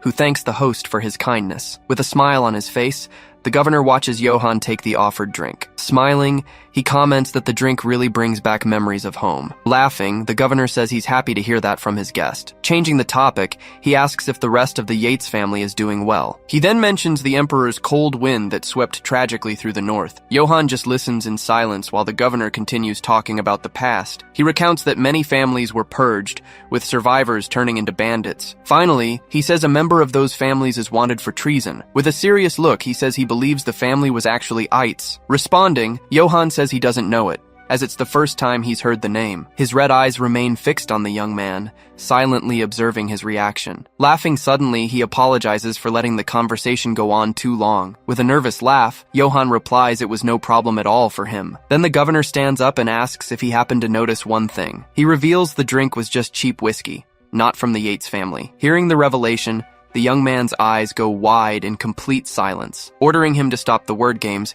he calls him by the name Johann Eitz. He reacts with shock as his identity is revealed. Stepping back, the governor claims he has no intention of handing him over to the Emperor, but then he spins around, adding that perhaps he does after all. Confused by the whiplash answer, he asks exactly what that's supposed to mean. Villaco explains that his decision is based solely on what is best for Marcel. He goes on to say that no one can say for sure what the city really needs right now. Listening intently, he hears the plan to use a delicate balance to protect the town. Declaring the bandits the top priority, he orders Johann to exterminate them. The governor then warns that he will send him straight to the emperor if he fails. Outside, he leans against a stone railing. Exhausted, he laments having another leash around his neck and questions if he should just flee. Remembering the hardships he's already faced, he confronts the new mission head-on. Resolved, he yells that there's no such thing as a free lunch and he'll clean up this mess. A child calls out to him, pointing excitedly at the arrival of the subjugation force. Glancing at the sky, he wonders if this is the army Velako assembled. Watching from a distance,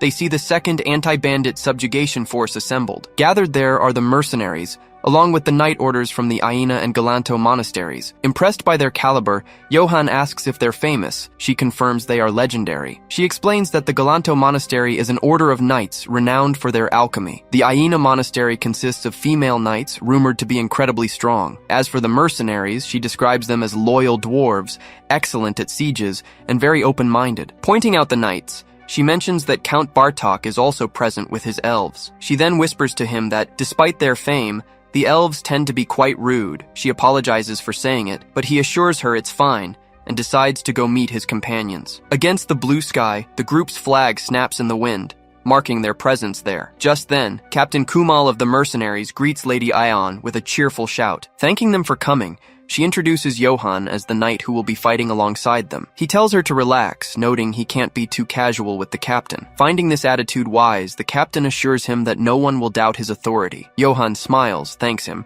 and says he will remember the captain's advice. He then asks how the Holy Knights plan to move during the battle. One of the knights responds that they will move alongside Captain Kumal's troops. The two commanders, Valian and Aganti, formally introduce themselves to the group. With a hand over his heart, the captain expresses his gratitude for the knights' consideration. Observing the interaction, Johann notes the dwarf's sharp perception and reasonable nature. He turns to the manager and asks why she gathered so many troops. Shortly after, the steady cadence of horse hooves approaches the group. Riding up, Knight Bartok Gustav claims that his group alone would have been more than sufficient. Two other knights agree, remarking that there must be some other reason for them all being there. Hearing the conversation, one knight turns with a confused look on his face. He addresses Johann, asking if he is the knight belonging to that flag. Answering firmly, he confirms it and introduces himself as Johann of the Yates family. The knight sneers, saying he's never heard of that family before. Pointing at Johann, he warns him not to expect any help if he runs into trouble on the field. With a serious gaze, Johann simply replies that he will keep that in mind for the future. The knight states they won't be accepting orders from the captain and warns them not to seek their aid. Sitting high on his horse,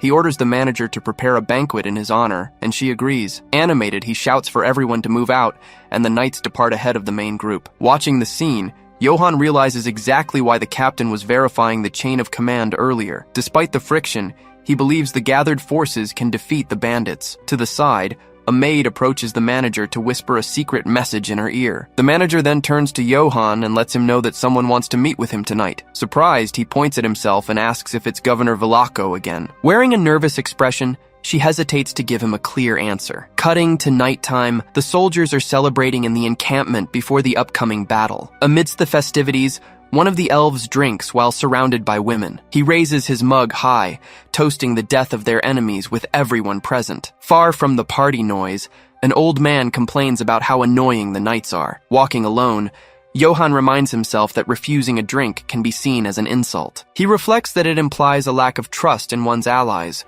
a sentiment the old man had agreed with. Arriving at a door, he knocks and hears a voice from within telling him to enter. Upon opening the door, he finds a dark and silent room. He asks who wished to see him, and the person responds by ordering him to take a seat. Seeing more alcohol available, he wonders how nobles survive drinking every single day. Nursing a headache, he figures at least it isn't the cheap stuff from earlier. Filling 2 glasses, the man asks if money is his only motivation for fighting. With a wry smile, Johann asks who the man is and why he is being so rude. Ignoring the question entirely, the man simply shifts in his armchair without responding. Instead, he introduces himself as Baron Einbeck, a loyal citizen of the Emperor. Hearing this, Johann stares at him with a mix of surprise and distrust. The Baron remarks that Marcel acts in an anti-imperial manner, despite claiming neutrality. He then asks if Johann understands the reason for their meeting, but Johann simply says no. Speechless, the Baron grabs his mustache, surprised by the direct answer. Offering an excuse, Johann claims he isn't good at understanding complicated things. Laughing, the Baron says he expected as much and decides to offer some advice. Filling his glass again, he states that merchants generally need both profit and power. Raising the glass, he declares that Johann is the power of the group, someone who knows how to fight. Johann asks why the Baron thinks that, considering he is from the Yates family. The Baron reveals that he investigated and couldn't find a trace of that family anywhere. Surprised, Johann realizes that even the Baron has discovered the truth about him. The Baron then recounts that the Yates family, a similar name, did actually exist in the past. Recalling the event, he states that the entire family was wiped out due to betrayal. Johann retorts that it doesn't matter if it's Yates or Yates, because Marcel accepted him regardless. Tired of the conversation, Johann asks directly what the Baron actually wants from him. Pointing a finger, the Baron orders Johann not to go on the subjugation mission and instead use his power for the Emperor. Johann just stares back in silence, offering no immediate response to the proposal. The Baron continues, framing the offer as a chance to become part of the Empire. Furthermore, he could obtain a formal knight's title and fertile territory of his own. Getting excited, the Baron insists that glory and peace await him if he accepts. He argues that it is natural for the weak to fight while the strong reap the rewards. Doubling down, the Baron claims it is the destiny of the weak to be killed by bandits. Shouting now, he declares that those who die do so because of their own failings. With a slight smile, Johann flatly refuses the Baron's proposal. Surprised, the Baron stares at him with total incredulity written on his face. Johann then recounts how one of the Emperor's men invaded his territory and slaughtered his family. Looking directly at the Baron, he says that man offered him the exact same deal. Johann reveals that he naturally refused the offer back then, but the Baron points out a supposed difference in the situation. Looking straight into the Baron's eyes, Johann reveals that the Emperor's man died by his own hands. The Baron's eyes go wide, shocked by the young man's revelation. Johann continues, describing how he crushed the Imperial Knight's head without hesitation. On that day, the knight's shining golden armor was completely destroyed in the battle. Terrified, the Baron asks if Karamov, the Emperor's famous knight, truly died. Standing up, Johann confirms that he is the sole survivor of the destroyed Yates family. Grabbing his glass, he prepares to end the conversation with the terrified Baron. He downs some wine, then pours the rest over the questioning Baron. With just one hand, he crushes the metal goblet, demonstrating his raw strength. He then uses the crumpled metal to strike the table with all his might. Seeing the table and goblet destroyed, the Baron shrinks away in abject fear. Turning his back, Johann warns that he will handle the bandits on his own terms, not for anyone else. He then issues a final warning. If the Baron breathes a word of this, he will be next. Leaving the threat hanging in the air, he exits the room and slams the door behind him. Now alone, he questions if the Baron actually thinks he can get away with this. Walking down the hallway, he suddenly stops, feeling something strange coursing through his body. His eyes widen as he realizes something very grave is happening. His heart feels like it's burning, and he realizes he can no longer breathe properly. Blood begins to trickle from his nose, and he clutches his chest in agony. With more blood gushing out, his condition seems to worsen by the second. Remembering the wine, he finally realizes that the Baron has poisoned him. Collapsing to the floor, he curses the Baron before losing consciousness. Lying there, he realizes he has been defeated in the most unexpected way. Meanwhile, the Baron watches him with a victorious look, casually adjusting his mustache. His face reveals the deep satisfaction he feels with the result of his treacherous plan. With a wide, terrifying smile, his victory finally seems complete. Back at camp, soldiers keep celebrating under the starry sky. A young female mercenary gets surrounded by women commenting on how thin she is. They invite her to join the fun, pressuring the girl teasingly. Blushing, she breaks free and runs away from the group. Watching her flee, one woman laments missing the chance to dress her in pretty clothes. Running down a dark hallway, she yells for Johann, saying the place is creepy. Crying, she says Suatuga is in trouble and they need to go back soon. Stopping suddenly, she spots a hand belonging to someone lying on the ground ahead. Eyes wide, she stares at the fallen person, totally paralyzed by the scene. Kneeling down, she screams Johann's name, finding him unconscious. Touching his face, she asks what happened, seeing so much blood. Desperate, she screams for help, warning that Johann is going to die like this. Holding him in her arms, she begs him to hang on and fight it. A red liquid is poured, indicating a potion is being used. Johann is placed inside a barrel filled with the red liquid for healing. Recovered, he takes a deep breath while the young girl watches him worriedly. Confused, she says his name, not understanding what's going on there. She forces him to drink the potion Swetelga gave him. Thanking her, he says he survived because she found him in the hallway in time. Sitting in a chair, he thanks Swetelga, saying he'd be dead without the potion. The mage scolds him, saying it was reckless to meet the Baron. Then he warns him to use the rest of the potion wisely, since only half is left. Afterwards, the mage asks if he managed to capture Baron Einbeck in the end. Explaining the situation, he says when he arrived, the Baron had already fled. In a flashback, he screams the Baron's name,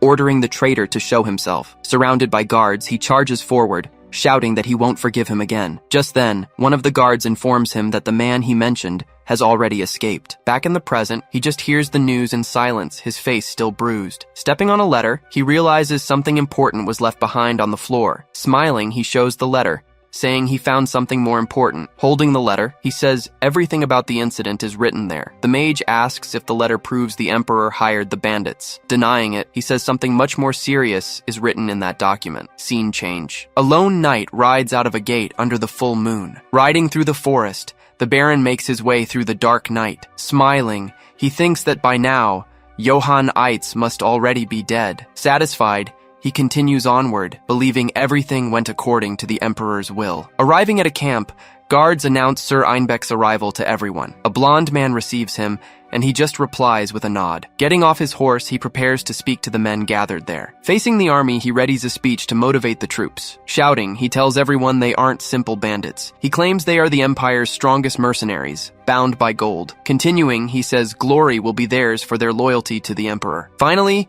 he yells that he's been rotting Marcel from the inside for a long time. Shouting, he says they will die in chaos without knowing who the enemy is. Before his troops, he prepares for the next phase of his plan. Satisfied with the speech, he turns to continue with the knight's orders. Looking at the stars, he announces that the Emperor sent an Imperial mage. Surprised, the men wonder if it's the famous Kaggel of the Crimson Flame. A sinister figure emerges from the darkness, shrouded in a strange mist. Approaching, she says she didn't expect to be confused with a common mage. Revealing her face, she says she is an Imperial mage esteemed by the Emperor himself. Introducing herself, the Imperial mage says her name is Janina. Scared, the men wonder if she's a snake beast woman and if they can trust her. She replies that of course they haven't heard of her, as she doesn't deal with elements. Revealing her specialty, she says her true power lies in dealing with living weapons. With her hands, she begins to mold something with mysterious energy. Holding a vial, she confirms that's exactly what they heard. With a strong tremor, the earth begins to move beneath the mercenaries' feet. With her hands,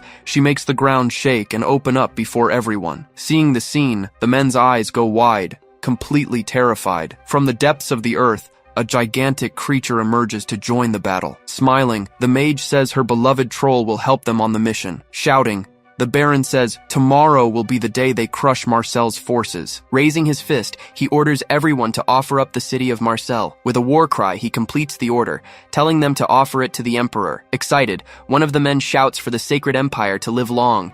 Then, all the troops shout in unison for the long life of the Emperor. Back again, Johann just listens to the conversation, his face still dirty and bruised. Just then, the young mercenary calls him, saying she's there to help. Holding the letter, he asks her to send it to Governor Viaco Tranieni. Handing over the document, he says it's something the governor needs to confirm personally. With the mage beside him, he calls for Goran and Khan to approach. Watching the night, the mage wonders why the river saved him. He then questions what the river is trying to do through that night. On the day of departure, the dwarf captain waited by Marcel's gate. The second bandit extermination force was assembled and ready to move. Hands clasped, a knight prayed, declaring his god to be his refuge. Johann, already mounted, rode out to join the main body of troops. Someone signaled to him, calling him over for a goodbye. Wishing him luck, the young woman asked him to show his worth in battle. The mage replied that this wasn't his first expedition and told her to take care. Waving back, he announced their departure and followed the army. Riding beside the wagons, he took his position for the long march ahead. The captain welcomed him,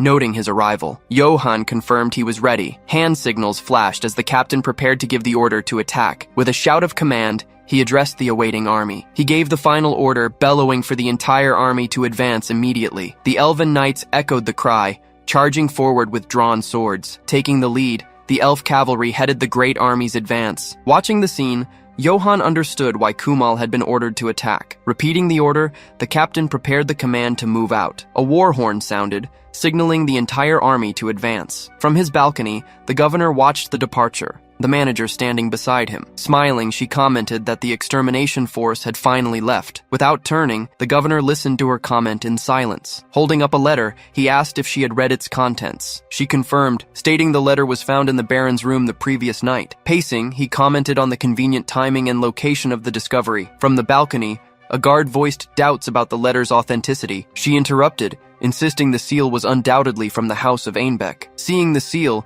he realized the Baron appeared to be the mastermind. She revealed they tried to interrogate the Baron, but he had already fled the city. Even so, he said he couldn't trust the young knight, fearing the guild. She countered, saying the guild only supported those of true value. Smiling, he claimed to understand, but issued a warning to the manager. If the knight's actions broke the city's balance, the guild would not escape responsibility. Watching the governor, she wondered if he belonged to the pro-emperor faction. As he stood with his back to her, the question of his loyalty hung in the air. At the Imperial camp, a man asked if Baron Einbeck was present. Smiling, another man confirmed the information received from a messenger. The Baron claimed they would fall into the trap, delivering Marcel into the emperor's hands. Laughing, a man said now they just had to wait for news of victory. Another suggested their first order of business should be patrolling the brothels. Janina turned and asked why the Baron had suddenly gone pale. Waving his hands, he replied it was nothing to worry about. His eyes, however, betrayed a deep concern he tried to hide. He then asked Janina if there was any news regarding Sir Karamov. With a suggestive look, he asked if something had happened to the knight. Confused, she stared silently, not understanding his query. The other man laughed, calling it a senseless joke to suggest Karamov was hurt. She explained he was the strongest swordsman, an army unto himself. She concluded that it was impossible for anything to have happened to a man like him. He realized he'd been deceived, and that he was right to have poisoned him. Outside, he heard the sound of someone approaching. Arriving at the scene, Johann realized Gustav's troop had easily cleared everything. On the battlefield, an elven knight surveyed the bodies of defeated enemies. Approaching, the knight asked if they had just arrived, mocking their slowness. The captain turned to the elf, retorting that he might be a slow dwarf. Smiling, he added that unlike them, Johann was a noble. He then threatened to crush the elf's pointy ears if he didn't show respect. Tension filled the air. Johann realized elves and dwarves didn't get along. Interruption the fight, he asked Captain Kumal to stop, and the captain apologized. Johann then asked a knight if there had been combat and where everyone went. The knight replied that Gustav and the elves fought valiantly and cleared the area. He continued, saying they were now chasing remaining bandits into the forest. Pursuing fleeing enemies, the knights advanced into the dark woods. The knight then announced that all spoils and prisoners belonged to the elves. The captain told them to keep the loot, as his troops had already been well compensated. Watching the scene, Johann realized something about the whole situation felt very wrong. He recalled the bandits had annihilated over 500 mercenaries, yet were defeated easily here. With a keen eye, he observed the battlefield remnants. Looking at the forest ahead, he realized the location was perfect for an ambush. The captain asked the elf if he had scouted the forest. The elf denied it. Certainty in his eyes, Johann realized the bandits had retreated on purpose. Looking over the field, he understood it was all one big trap. The captain ordered the horn to keep sounding so the elves would have no excuses. Riding hard, Johann shouted for Captain Kumal to wait a moment before advancing. With a yell, he ordered an immediate shift to defensive formation. The captain said attacking an empty forest seemed like a massive exaggeration on Johann's part. Johann explained that if enemies were present, the terrain put them at a severe disadvantage. Denying the captain, he argued they couldn't treat these bandits like common thieves. Urgently, he shouted they needed to confirm the threat before advancing. The captain grumbled that the idea was absurd, and Johann was completely crazy. He added that if they fired and nothing was there, the elves would humiliate them. Johann replied he would trade his honor for their lives as many times as necessary. Irritated by the response, the captain just grumbled and watched the knight. Back on his horse, Johann heard the captain accept his suggestion. Smiling, he thought about how he had managed to convince the captain to follow the plan. With a shout, the captain ordered the entire army into defensive formation. Troops positioned themselves, raising shields and preparing for combat. A large metal shield was driven into the ground to reinforce the defense. Archers readied themselves, receiving orders to aim at the surrounding forests. Dwarves with cannons also took position, aiming for the forest ahead. Giving the command to fire, the captain initiated the attack against the suspicious woods. Multiple projectiles struck the trees, exploding amidst the dense vegetation. Inside, one of the enemies managed to protect himself from the attacks with his armor. With the ambush confirmed, an elven knight questioned what was happening. Even one of the dwarves wondered if they had really been setting a trap. Emerging from the trees, an enormous creature with red eyes appeared, revealing the true threat. In a flashback, he asks if they've ever heard of the bullhead mercenaries. One replies yes, they are infamous within mercenary circles. The other adds they're even pricier than the wolves of Aquitaine. Looking serious, he demands they tell him everything they know. They explain the group is shrouded in secrecy and doesn't take just any contract. Their movements resemble a herd of raging bulls advancing non-stop. They charge straight through the center of the enemy formation. One asks if they will face that group tomorrow. Johann confirms it. He states the enemy isn't a band of thieves, but elite mercenaries. The man suggests Johann Eitz withdraw from the battle against them. With a worried look, he advises avoiding direct confrontation at all costs. He asks why. The man says they won't stand a chance. Revealing a rumor, he claims these mercenaries can command minotaurs in battle. Touching his chin,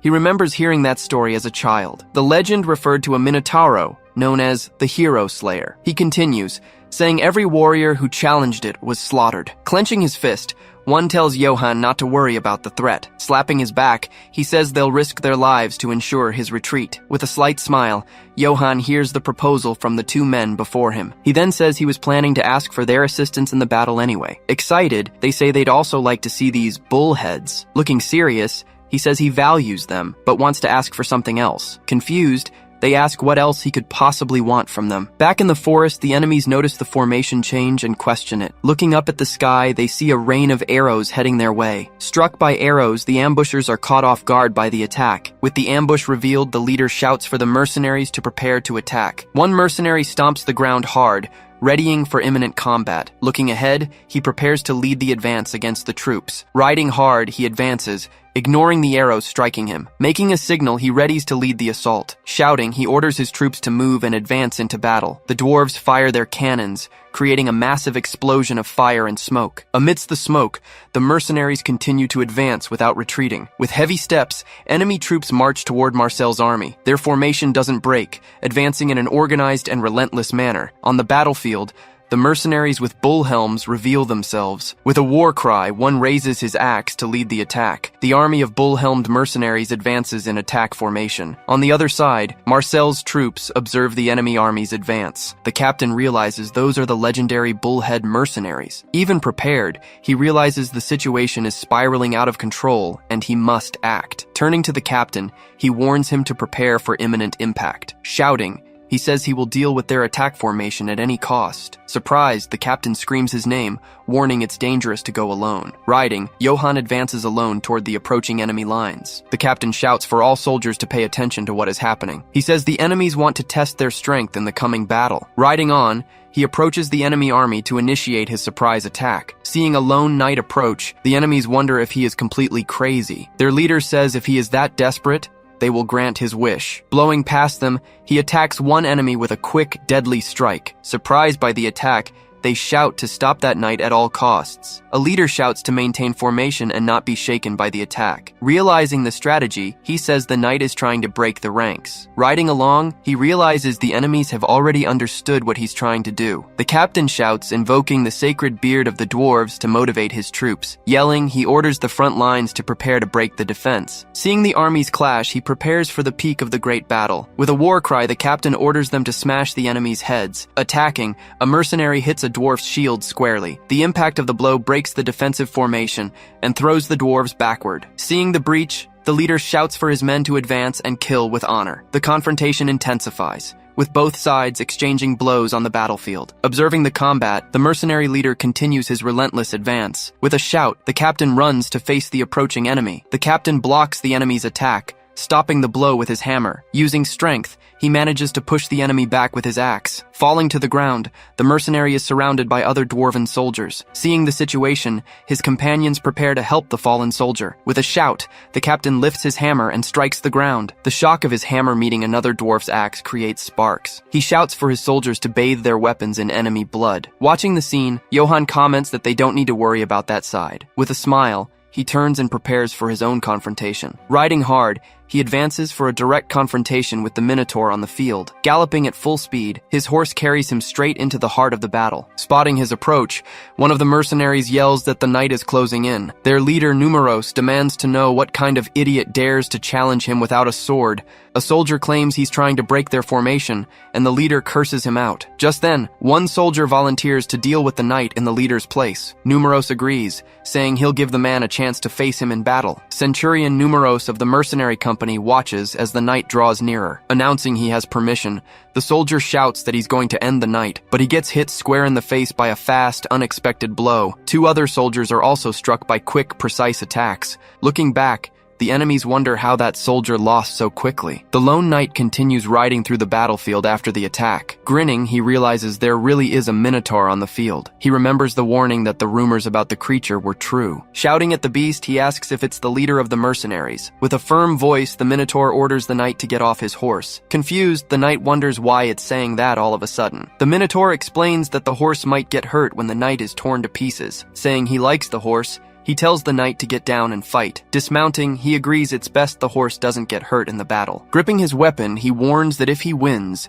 he'll turn the Minotaur's tail into soup. With a shout, he challenges him to combat, leaving the Minotaur confused. The mercenary leader just stares silently, not understanding the taunt. With a confident smile, the knight prepares for the start of the great confrontation. He then advances quickly toward his opponent on the battlefield. With a roar of fury, the Minotaur also charges into the fight. Raising its axe, the Minotaur attacks with all its strength.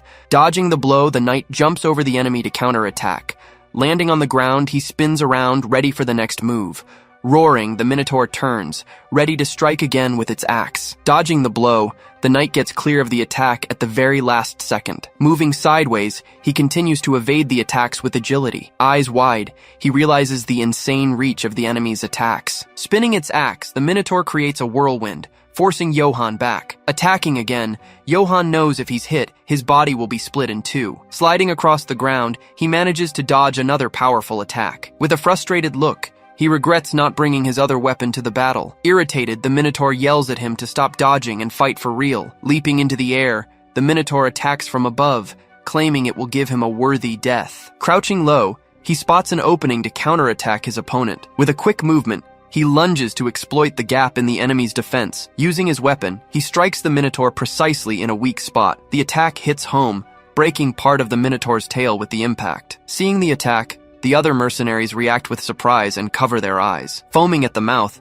the Minotaur stares at Johann with a look of pure fury. With its weapon dropped, the Minotaur seems disadvantaged in the fight. Panting, it prepares for the next attack, its body covered in sweat. The two opponents stare at each other, gasping, catching their breath to continue. With a shout, the knight jumps onto the Minotaur, saying it's time to end the fight. Elsewhere, troops advance to break the horns of their enemies. Their leader shouts for them to crush the useless foes with all their might. The knight announces the time has come and asks God for forgiveness for what they are about to do. Then he drinks a blue potion, preparing for a new phase of the battle. Seeing the change, one enemy wonders what is happening. Another screams that they are the knights of the Galanto Monastery, now transformed. With Berserker mode activated, the knights advance with newfound strength. One of them cuts an enemy in half with a quick swing of his sword. With a focused gaze, the knight prepares for the next attack. An enemy jumps, yelling that he will crush the transformed knight. The knight defends against the attack, blocking the blow with his sharp sword. With a determined look, one of the female knights prepares to attack. Leaping, she strikes the enemy with a fast, powerful blow. Landing, she tells Brother Agante to get up, for many need him. He replies that the screams are their hymns, and the light will be with them. A mercenary shouts for the troops not to retreat under any circumstances. He claims Lord Numeros will finish off the knight and join them soon. With a quick strike, the Minotaur's helmet is shattered in the battle. Johann's weapon approaches the enemy's face for the final blow. Terrified, the Minotaur just stares at the weapon, unable to react to the attack. The knight asks if the enemy has any last words before dying. With a single blow, he defeats the Minotaur, the slayer of heroes. The other mercenaries watch in silent shock at their leader's defeat. Begging for his life, the Minotaur apologizes for talking so much trash. Fearful, He says killing him won't do anything for the knight's honor. He reveals he's not a pure-blood minotaur, trying to save himself. Confused, the knight asks what the minotaur means by that. The creature explains he's a half-minotaur and won't yield any achievement points. Holding his weapon, the knight just stares, not understanding the enemy's logic. Walking away, he says he has no idea what he's talking about regarding achievements. With a shout, he calls the hornblower over to him on the field. He orders the man to send a message to the battle's front lines. Looking at the soldiers, he tells him to announce they have been completely defeated. Seeing the fear in the enemy's eyes, the minotaur realizes it's all over. Pointing at him, Johann says he will be his emergency stake in the future. He warns him that he will be a witness and had better tell the truth. Confused and scared, the minotaur just stares, unable to grasp the situation. One soldier yells not to retreat, that Lord Numeros will join them. Suddenly, the sound of a horn echoes and he wonders what it is. With wide eyes, he refuses to believe his leader has been defeated. The captain approaches and says their commander was defeated by the knight. The captain yells for the hornblower to sound the victory call. Back at the guild, the tranquility of the day continues in the city of Marseille. The manager informs the governor that the subjugation force has won its first victory. Smiling, he says he heard the elf knights fought well. She reveals that, unfortunately, they lost contact with the elf knights. Surprised, the governor stands up from his chair, shocked by the unexpected news. He wonders how elf knights could be defeated by a bunch of bandits. She explains they weren't ordinary bandits, but a disguised mercenary company. She then places a document on the table for the governor to read. Asking him to read it, she says the document just arrived for him. Reading the letter, he discovers that everything was controlled by Baron Einbeck. She asks if he is referring to the minotaur that led the mercenary company. He wonders if they managed to capture the minotauro alive during the battle. With a confident smile, she just looks at him without giving a direct answer. The governor stands up and says only one person would be capable of such a feat. Back on the field, Johann observes the surrendered enemies, victorious in the battle. Hearing his name, he turns to see who is calling him across the camp. The young woman and the mage welcome him. He asks her to calm down. The mage notes they've traveled far and deserve a good rest. Excitedly, the young woman says she heard all about his battle. Covering his face, he asks her not to exaggerate her praise. Smiling, she insists she isn't exaggerating at all. The captain joins in, saying Sir Johann deserves every bit of praise. He continues, adding that the sight of him charging the enemy inspired them all. Approaching, he declares Johann's courage an example for everyone. Johann smiles, saying he appreciates the sentiment, despite the exaggeration. The captain also praises Johann's strategic mind, which left them awestruck. Just then, the sacred knights arrive, exchanging blessings. They say they would have fallen into the ambush if not for Sir Johann. The female knight says they were impressed by his character in sparing the enemy. Smiling, he replies, there was no reason to kill the Minotaur. She notes that facing it head-on would have been nearly impossible for them. Looking away, she says that even though it surrendered, an ordinary knight would have killed it to claim the title of Hero Slayer for themselves. Smiling,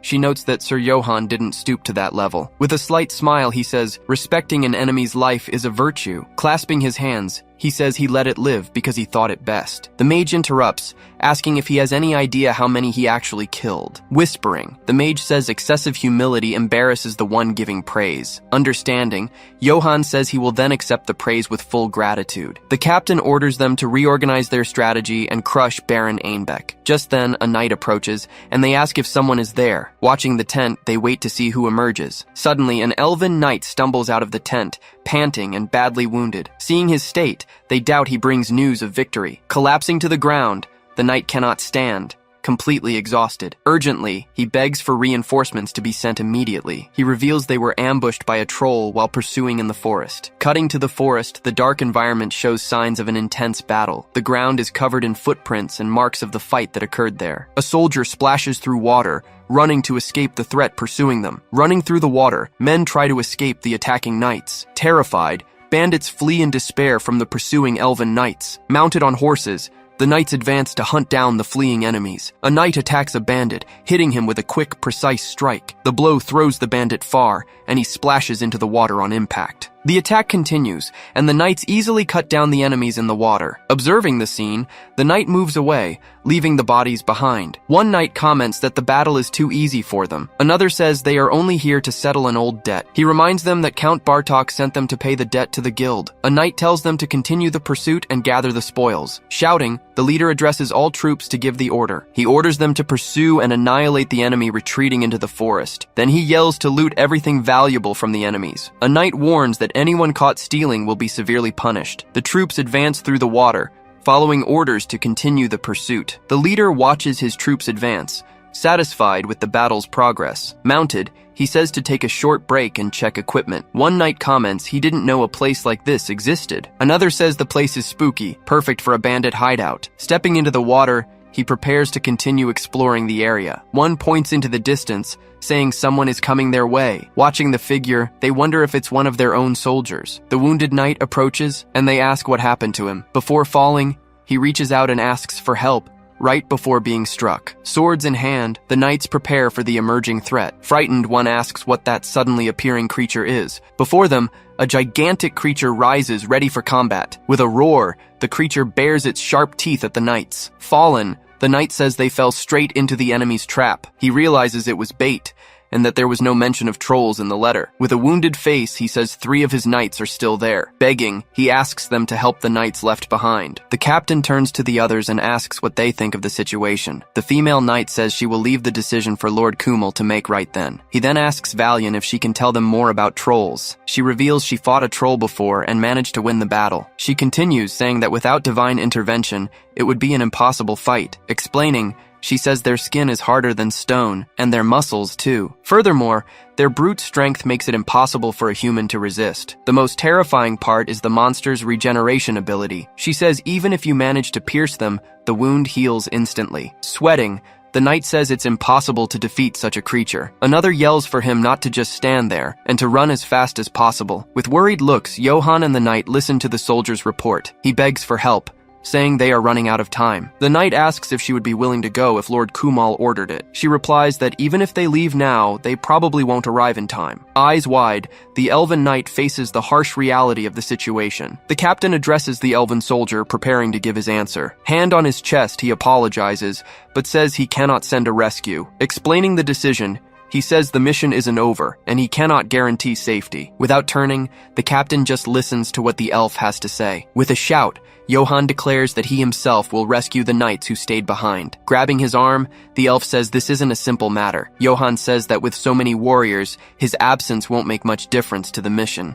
The captain argues there's no point in going now, and he will put himself in danger. Johann turns and asks what would happen if the knights were still alive. With a serious look, he says he can't just stand there and watch them die. With determination, he yells that even if only one is alive, it's reason enough to try. Impressed by his attitude, the knights look at Johann with great admiration. Kneeling, he asks Commander Kumal for permission to go on the rescue. Taking a deep breath, the captain prepares to give his final answer. Pointing at him, the captain says Johann never ceases to surprise him. The young woman comments to the mage about the noble soul Sir Johann possesses. With his back turned, the mage says his intentions are quite clear to him. He thinks that if they arrive quickly, maybe they can save the knights. He then remembers that elves are rich and he might get a reward. Back at the hideout, a man burns a letter. He announces that the elves fell into their trap. A hooded figure sitting at the table watches the scene, chuckling. He remarks that once the elves are wiped out, relations between Marcel and Orangs are finished. Another figure interrupts. It's too soon to celebrate. She reveals that the mercenaries surrendered,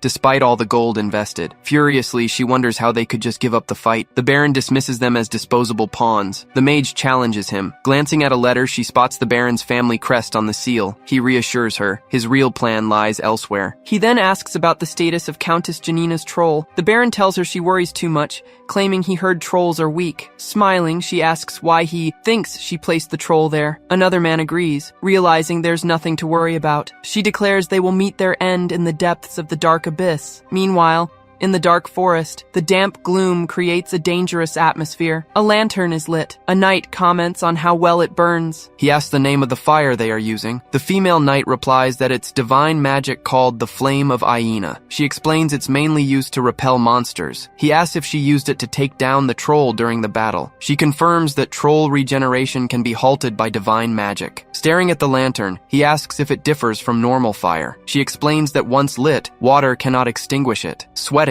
he realizes it's literally white phosphorus. He praises the knight, calling her impressive in many ways. Smiling, she attributes it to daily training. Relieved, he admits he was worried and is glad to have them along. He grins, noting they won't have to hunt trolls the hard way. Tapping his head, he figures the trolls are probably hiding out somewhere. Meanwhile, the elf leader yells at his troops never to hide. He bellows orders to cut off the monster's breath and reclaim their honor. Gritting its teeth, The troll snarls at the surrounding knights. Outside, Johan's animal barks, sensing something. Johan remarks that Karamov seems to have found something, surprising the mage. 3 armored horses bolt through the forest, shocking the group. The female knight wonders why the elves' mounts are alone. In the distance, a cry of pain echoes through the silent woods. Turning, the male knight realizes their prediction was wrong. The elves are still fighting. She smiles. That's good. It means they're alive. She states the current flame won't be enough. She needs to prepare a stronger one. Shouting, he declares he'll ride ahead to buy time. Surprised, she tries to stop him, saying that's not what she intended. As he rides off,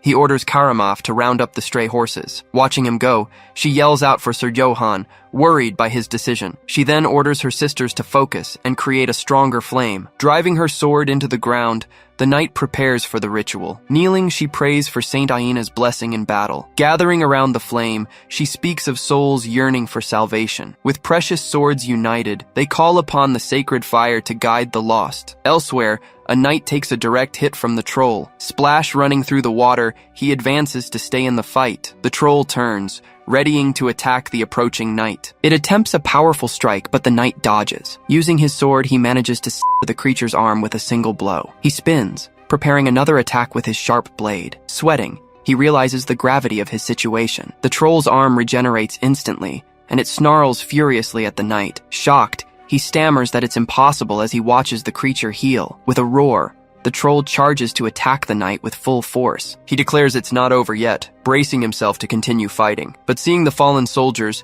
he realizes troop morale is broken. Exhausted, he senses his companions can't hold out much longer. He decides his only option is to maintain a stalemate with the creature. A splashing noise breaks the momentary silence. He turns and yells at Lauren, asking what he's doing. Apologizing, Lauren confesses he can't handle the pressure of the battle anymore. He begs Gustav to get them out of there. Gustav snaps back at him not to talk nonsense. Snarling, the troll turns to attack the approaching knight. It raises its massive arm, preparing to crush him with a single blow. Screaming, the knight braces for the final attack from the creature that cornered him. But instead of the killing blow, something clangs against his helmet, and he winces. Looking up, he realizes he wasn't the one struck. With a surprised look, he sees the changed battlefield. A spear has pierced the troll's chest, wounding it severely. Staggering backward, the troll questions the spear sticking out of its chest. Terrified, the soldiers wonder how a mere spear could penetrate the troll's hide. One of them turns and desperately screams Sir Gustav's name. Riding in, Johan yells at them not to just stand there. With an urgent shout, he orders everyone to flee immediately. Back at the guild, night deepened over the city of Marseille. In his office, the governor read a letter while the manager observed him. He wondered if this was a ghost letter that had just arrived. The letter stated that the men of the mercenary group were demanding the gate. The manager remarked that this had Einbeck's finger on it, and the governor agreed. He remembered the mercenary group sent on that mission. They were the first subjugation force dispatched to deal with bandits, but elite mercenaries had been waiting for them, and they were annihilated. He realized the Baron had used a fake seal to forge the letter. Concluding, he declared the letter was a plan to breach their defenses. With a smile, she agreed with the governor's analysis of the situation. She said they would deal with it tomorrow at sunrise. The governor noted they were finally thinking alike on the matter. Under the moon, he vowed that no threat would pass the walls of Marseille. Meanwhile, someone prayed in a tent for a blessing to sanctify him. A young woman prayed that profane claws and fangs wouldn't harm him. The mage interrupted, asking if she was worried about Johan. With a serious look, the mage turned to talk to the young woman. She insisted that trolls weren't enemies humans could easily defeat. He agreed, saying it would normally take a legion to bring down a troll. Reassuring her, he said there was no need to worry about that. He reminded her that her master possessed both waters of the river Iphael. She remembered the waters of wrath and blessing he had received. Out on the field, a spear floated on the water, surrounded by the bodies of soldiers. The spear, bathed in the water of wrath, could deal a fatal blow. With a shout, Johan prepared to attack the troll with the spear. He believed Johan would know how to use the spear wisely in battle. Shouting, Johan ordered Sir Gustav to retreat the troops from that location. Riding hard, he charged through the water to face the troll with his spear. He realized he could still pierce the troll's hide, but there was a problem. He knew the troll would regenerate, and that he needed to buy time to escape. With a fixed gaze, he readied himself for the next phase of the battle. One of the knights charged forward, yelling that it was their only chance to finish it. Angrily, Johan shouted for the knight not to advance against the troll. Another knight yelled for Leon to fall back, but he didn't heed the warning. Yelling, Leon declared that if one human could do it, they could also defeat the troll. He attacked, but was hit squarely by the creature's powerful blow. The impact flung him far away, and he crashed into the water. Spitting blood, he felt the full force of the strike that had connected. Johann yelled in anger, saying they had come there to save them. The troll yanked the spear from its chest, preparing to attack again. The wound on its chest began to regenerate rapidly, closing the hole. The troll threw the spear into the water and readied for its next move. Gripping the spear, Johann prepared to attack the troll with all his strength. With a battle cry, he charged into combat, ready to face the creature. Riding hard, he advanced through the water to distract the troll and save the others. The troll turned toward him, and Johann commanded it to keep its eyes on him. He thought it would be enough if Gustav and the soldiers managed to escape. With a shout, he attacked the troll, which turned to counterattack. Streaking past the troll, he managed to wound the creature's leg with his spear. Seeing the attack connect, the troll realized its mobility was hampered for a moment. Johann tried to pull away, but the troll snatched him up before he could escape. Yelling, one of the knights watched the scene in despair and worry. Being held fast, Johann was thrown far by the troll's powerful attack. With wide eyes, he realized the troll had gotten too close. Launched into the air, he felt the impact of the blow on his body. Back at the camp, the empty field awaited the return of the troops. In the distance, a light flared up, catching the attention of those in the camp. Looking at the lights, one of the guards wondered what it was. Using binoculars, he tried to see what was happening in the distance. He wondered if the subjugation force was returning to the city. Seeing the flag, he realized it was the mercenary group arriving. Terrified, he wondered if they were ghosts, since the group had been annihilated. He realized this was exactly what the governor had predicted earlier. An alert sounded, and guards gathered on the walls to protect the gate. Hearing the sound, the governor said calmly that they had finally arrived. The manager said she would send a letter to confirm the commander's identity. A voice said that wouldn't be necessary, and the door suddenly opened. Surprised, they turned to see who had entered the office unannounced. A man stepped in and asked why they looked like they'd seen a ghost. Looking at the man, he turned to introduce himself to the two. He said he came personally since they were looking for the commander. Shocked, the manager screamed, asking how they could be alive standing there. With a smile, the man stated he needed to say the glory belonged to the Empire. The governor realized the mercenary group had been bought by Baron Einbeck. Hands covering her face,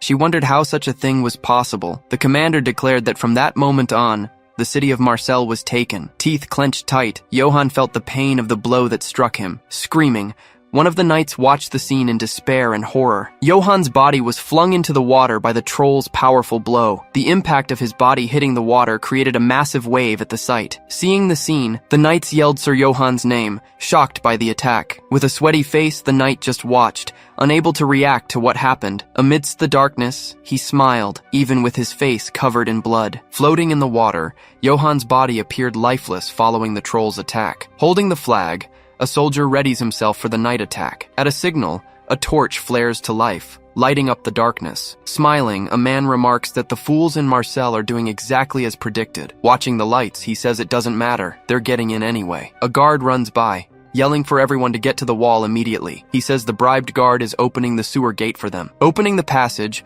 the traitorous guard waits for them to begin the invasion. Shouting, he declares his loyalty to the sacred empire that bought him. He is then struck by a quick, unexpected blow from behind. Another guard claims the glory for the emperor after eliminating the traitor. With a cold look, he turns to continue the invasion plan. The guard reports that the bribed traitor has been duly eliminated. The group leader, Bradil, observes the scene, ready for the next step. He states the Empire has no use for those who betray for a few coins. Before his troops, he announces that from this moment on, Marseille is theirs. He orders them to capture the captain while the other guards are distracted. Advancing with the other soldiers, he says they are looking for the consul. With a serious look, the governor asks the consul not to look at him like that. The man says they will let the governor keep his title and authority. Angrily, the manager shouts that they can't trust him after the attack. Clapping slowly, he says he expected nothing less from Lady Eon, praising her spirit. He warns her not to test his patience further, as time is running out. Revealing the situation, he states the captain of the guard has already been captured. He says what they want is simple, and approaches the governor's desk. Placing a paper on the table, he prepares to give the final order. He demands the governor write a single order for the subjugation force. The order is for all forces to cease combat and surrender to the enemy. Furthermore, he demands an oath of loyalty to his Imperial Majesty. He says if he does this, he won't need to dirty his hands with blood. Meanwhile, Johann's body continues floating in the water, apparently lifeless. The knight advances to face the troll, trying to buy time for the others. With clenched teeth, the troll snarls, preparing for the imminent attack. The leader of the knights calls for Laurent, Ready to give his order, he orders them to take Leon and the other men and get out of there immediately. One of the knights says he will stay and fight alongside Gustav. He shouts for them to help Leon up and get out fast. Hand on his face, he turns to give the final command. Surprised, the knight just stares at him, not understanding the leader's decision. He yells that it's not a request, but an order from his superior. With a shout, the knight watches Gustav advance to face the troll. Raising his sword, he shouts for the monster to come and face him in battle. Shouting, he asks the monster to give him an honorable death. The troll opens its mouth, preparing to attack the knight with everything it has. In the water, Johann's body begins to move, showing signs of life. He remembers a piece of advice: never fight opponents you cannot beat. He also remembers the advice to kill enemies and not die in battle. Opening his eyes, he apologizes to his master, saying he has reached his limit. Blood spreads through the water, and he slowly sinks into darkness. Amidst the bodies, he feels his body no longer move. Eyes closed, he accepts his fate, tired of fighting for life. Looking back on the past, he sees his life full of pain and suffering pass by. His heart finally feels like it's going to stop, and he just wishes to rest. His heartbeats slow down, and peace seems to approach slowly. In the darkness, a figure approaches and kisses him, bringing him back. With a scream, he refuses to accept death and prepares to fight. Clenching his fist, he remembers his master's advice for battle. The words echo in his mind, giving him new strength to continue. Attacking, he prepares to face death head-on on the battlefield. Shouting, he decides that if he cannot escape, he will kill death itself. His heart beats strongly again, driven by a new determination. Bursting from the water, he screams that if he cannot escape, he will kill death itself. With a determined cry, he readies himself to face the troll with everything he has. The knight advances to attack the troll, which prepares for a counterattack. Shouting, he says he will fight for his honor and for errance with all his might. Johann's spear speeds toward the approaching troll. The troll tries to defend itself, but the spear hits it squarely in the chest. With a roar of pain, the troll feels the impact of the spear on its body. The knight falls to the ground, and the troll is thrown backward by the blow. Shocked by the scene, the knight desperately screams Gustav's name. Emerging from the water, Johann appears, surprising the other knights watching him. With a cold look, he tells the elves to get out of his way immediately. Back at camp, a soldier reports that Marcel City has finally fallen. The Baron shouts in celebration at the news of victory. Laughing, he says everything went exactly according to his original plan. The mage reminds him the battle isn't over yet, and he agrees. With a cold stare, he announces that Velako and Jan will soon be executed. The other man calls it absurd for merchants to meddle in politics. He declares he will gather all the merchants and purify Marcel City. That way, every guild on the continent will realize the Empire's power. Snapping his fingers, he prepares to give the next order. Drinks are served so they can toast their hard-won victory. Raising his glass, he claims that gold cannot buy noble blood or honor. Smiling, the mage proposes a toast to the long life of the sacred empire. They toast together, celebrating the victory and the success of the invasion plan. The man states he will personally deliver the good news to the emperor. With a determined look, the Baron tells him to make sure the emperor knows. In the dark forest, a man walks alone, a plan in mind. He calls Einbeck a fool who won't report the news the way he wants. Deciding to craft a creative report, he continues his path through the woods. Stopping, he wonders why there are horses so deep in the forest. He realizes they belong to the knights defeated in the battle. Calming a horse, he prepares to mount and head out. Mounted, he says he'll reach the capital in no time with this ride. With a shout, he takes off at high speed, riding through the dark forest. Suddenly, the horse stops, and he wonders why. In the distance, a growl echoes through the woods, spooking both horse and rider. Eyes wide, he senses the presence of a dangerous creature. From the shadows, a creature with glowing eyes emerges, snarling at him. Elsewhere, the elven knights curse, saying he's in the way. With a growl, the troll prepares to continue battling the knights. One knight asks if it's right to let the human knight fight alone. Another knight says they've already attacked the troll dozens of times, but it only screamed in pain when hit by the spear. The leader says if they join in, they'll just be dead weight. He decides that for now, they should just witness the knights' battle. With a determined look, Johann prepares to face the troll. He moves forward,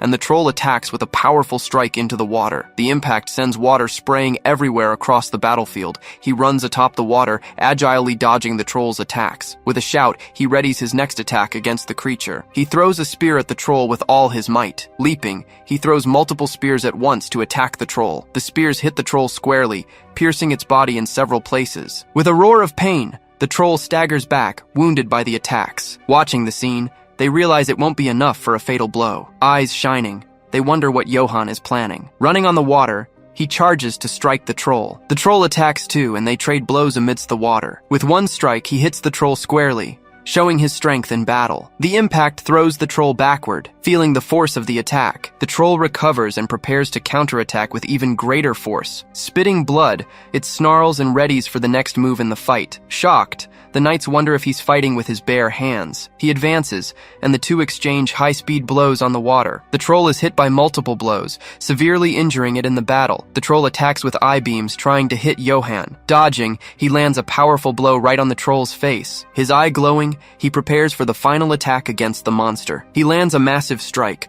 knocking the troll back with the impact. The blow sprays water everywhere, demonstrating the strength of the attack. The troll is hit head-on, the attack leaving it stunned in battle. Roaring, the troll staggers backward, dazed by the blow it received. He leaps, preparing to attack the troll while it's still stunned. Landing on the troll's shoulders, he holds on to avoid falling into the water. Using his knees, he strikes the troll's head with a powerful blow.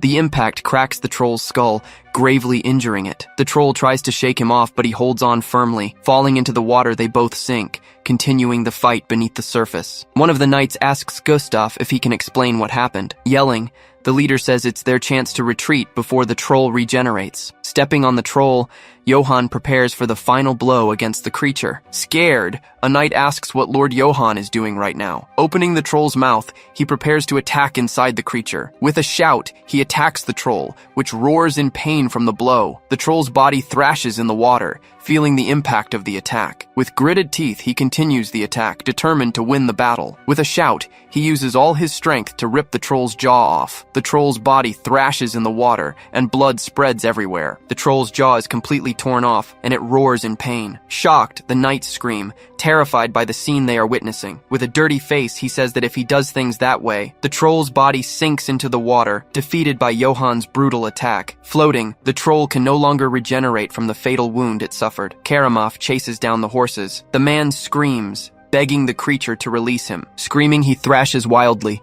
trying to break free from the beast's grip. Terrified, he wonders if he's about to die in such a senseless way. Still screaming, he sees the danger closing in and braces for the absolute worst. Horrified cries erupt as the knights watch the scene unfold before their eyes. One knight rushes to another lying wounded on the ground. He remarks that if this is it would be an honorable end for a knight. His face grimy, he calls out to Leon, worried sick for his comrade. Spitting blood, Leon prepares to speak his final words to his friend. He asks Gustav to tell his father that he fought bravely in the battle. Tears filling his eyes, Gustav promises to deliver the message. His face masked in blood, Leon uses his remaining strength to thank his friend. He thinks of Gustav, Johan, and all his friends and brothers in arms. Weeping, Gustav screams Leon's name, mourning the loss of his friend. Johan just watches the scene silently, his face grave and weary. Holding the potion, he decides it's better to make the investment now. He walks over and calls to Leon, who stares back with a battered face. Offering the potion, he tells the knight to drink it to ease the pain. He tells the knight to shut up and drink the offered potion. With Johan's help, the wounded knight drinks the elixir to recover. A single drop of the potion spills,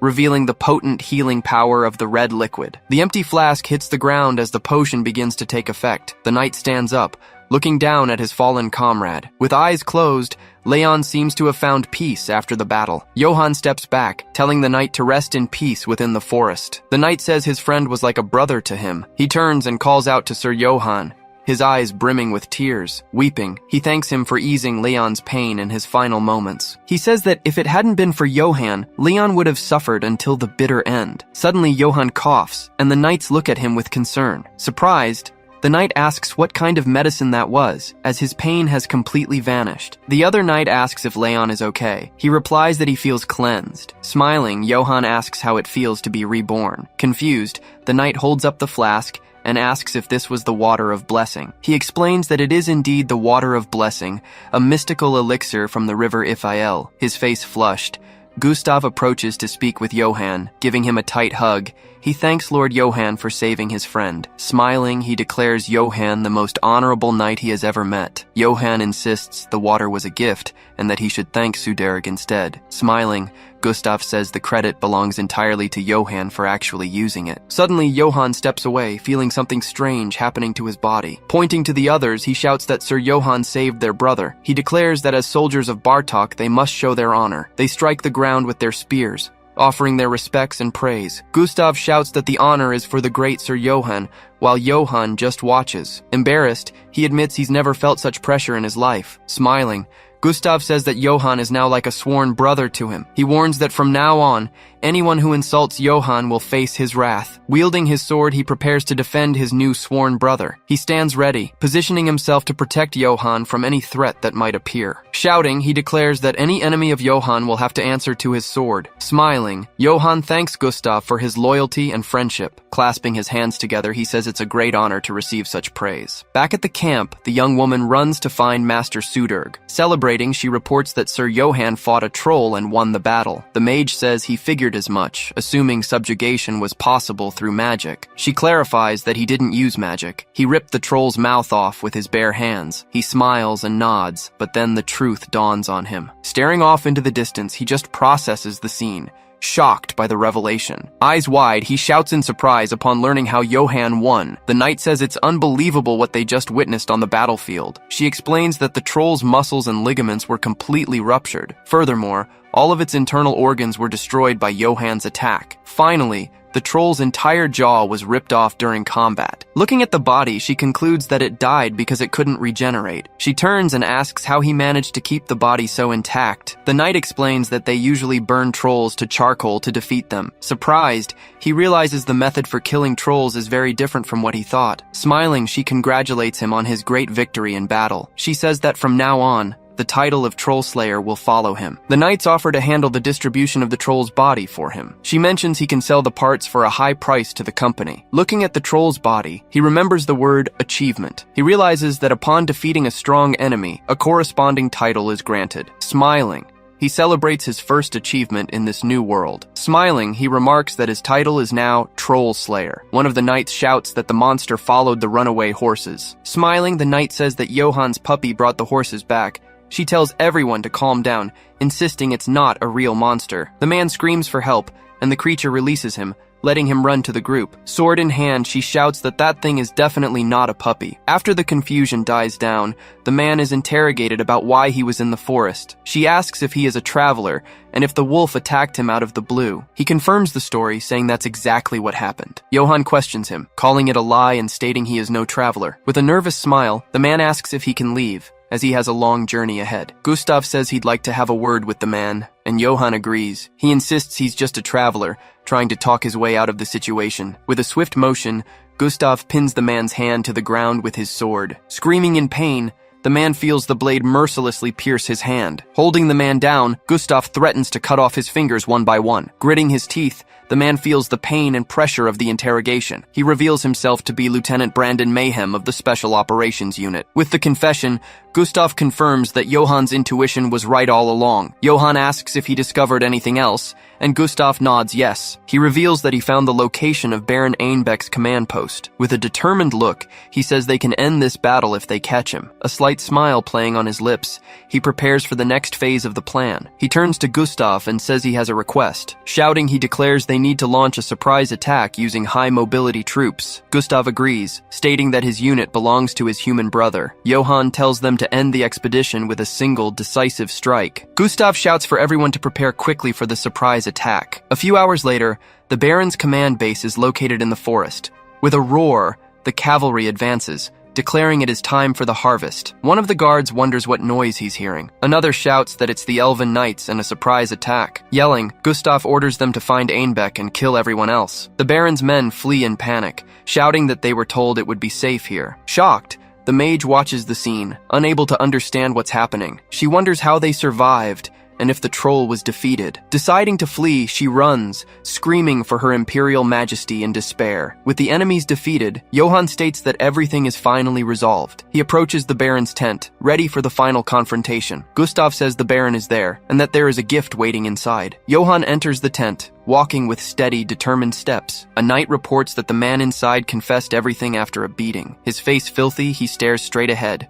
ready for whatever comes next. Head bowed, he silently watches the scene, deep in thought. Back in the city, the traitorous merchants are displayed in the public square. Reminiscing on the past, he recalls the moment he almost died in the water. Reaching under his cape, he prepares for the final confrontation. Terrified, The Baron screams, asking if he's a ghost come back to haunt him. Standing before the Baron, Johann calls him by name with a look of pure fury. Shouting, he declares he has finally come to judge him for his crimes. With the battle over, the camp is broken down. Everyone prepares to leave. The female knight confirms the bandits are finished and they are heading out now. Smiling, Johann tells them their service won't be forgotten. He waves goodbye to the knights who aided him in the fight. The elven cavalry moves on, leaving the battlefield behind. The infantry marches as well, following orders to withdraw. Sighing in relief that the fighting is done, one knight cleans his armor. He wonders how Johann Eitz is still breathing after being poisoned. Sweating, he questions if he really wasted the entire vial. Seeing Gustav beat the Baron,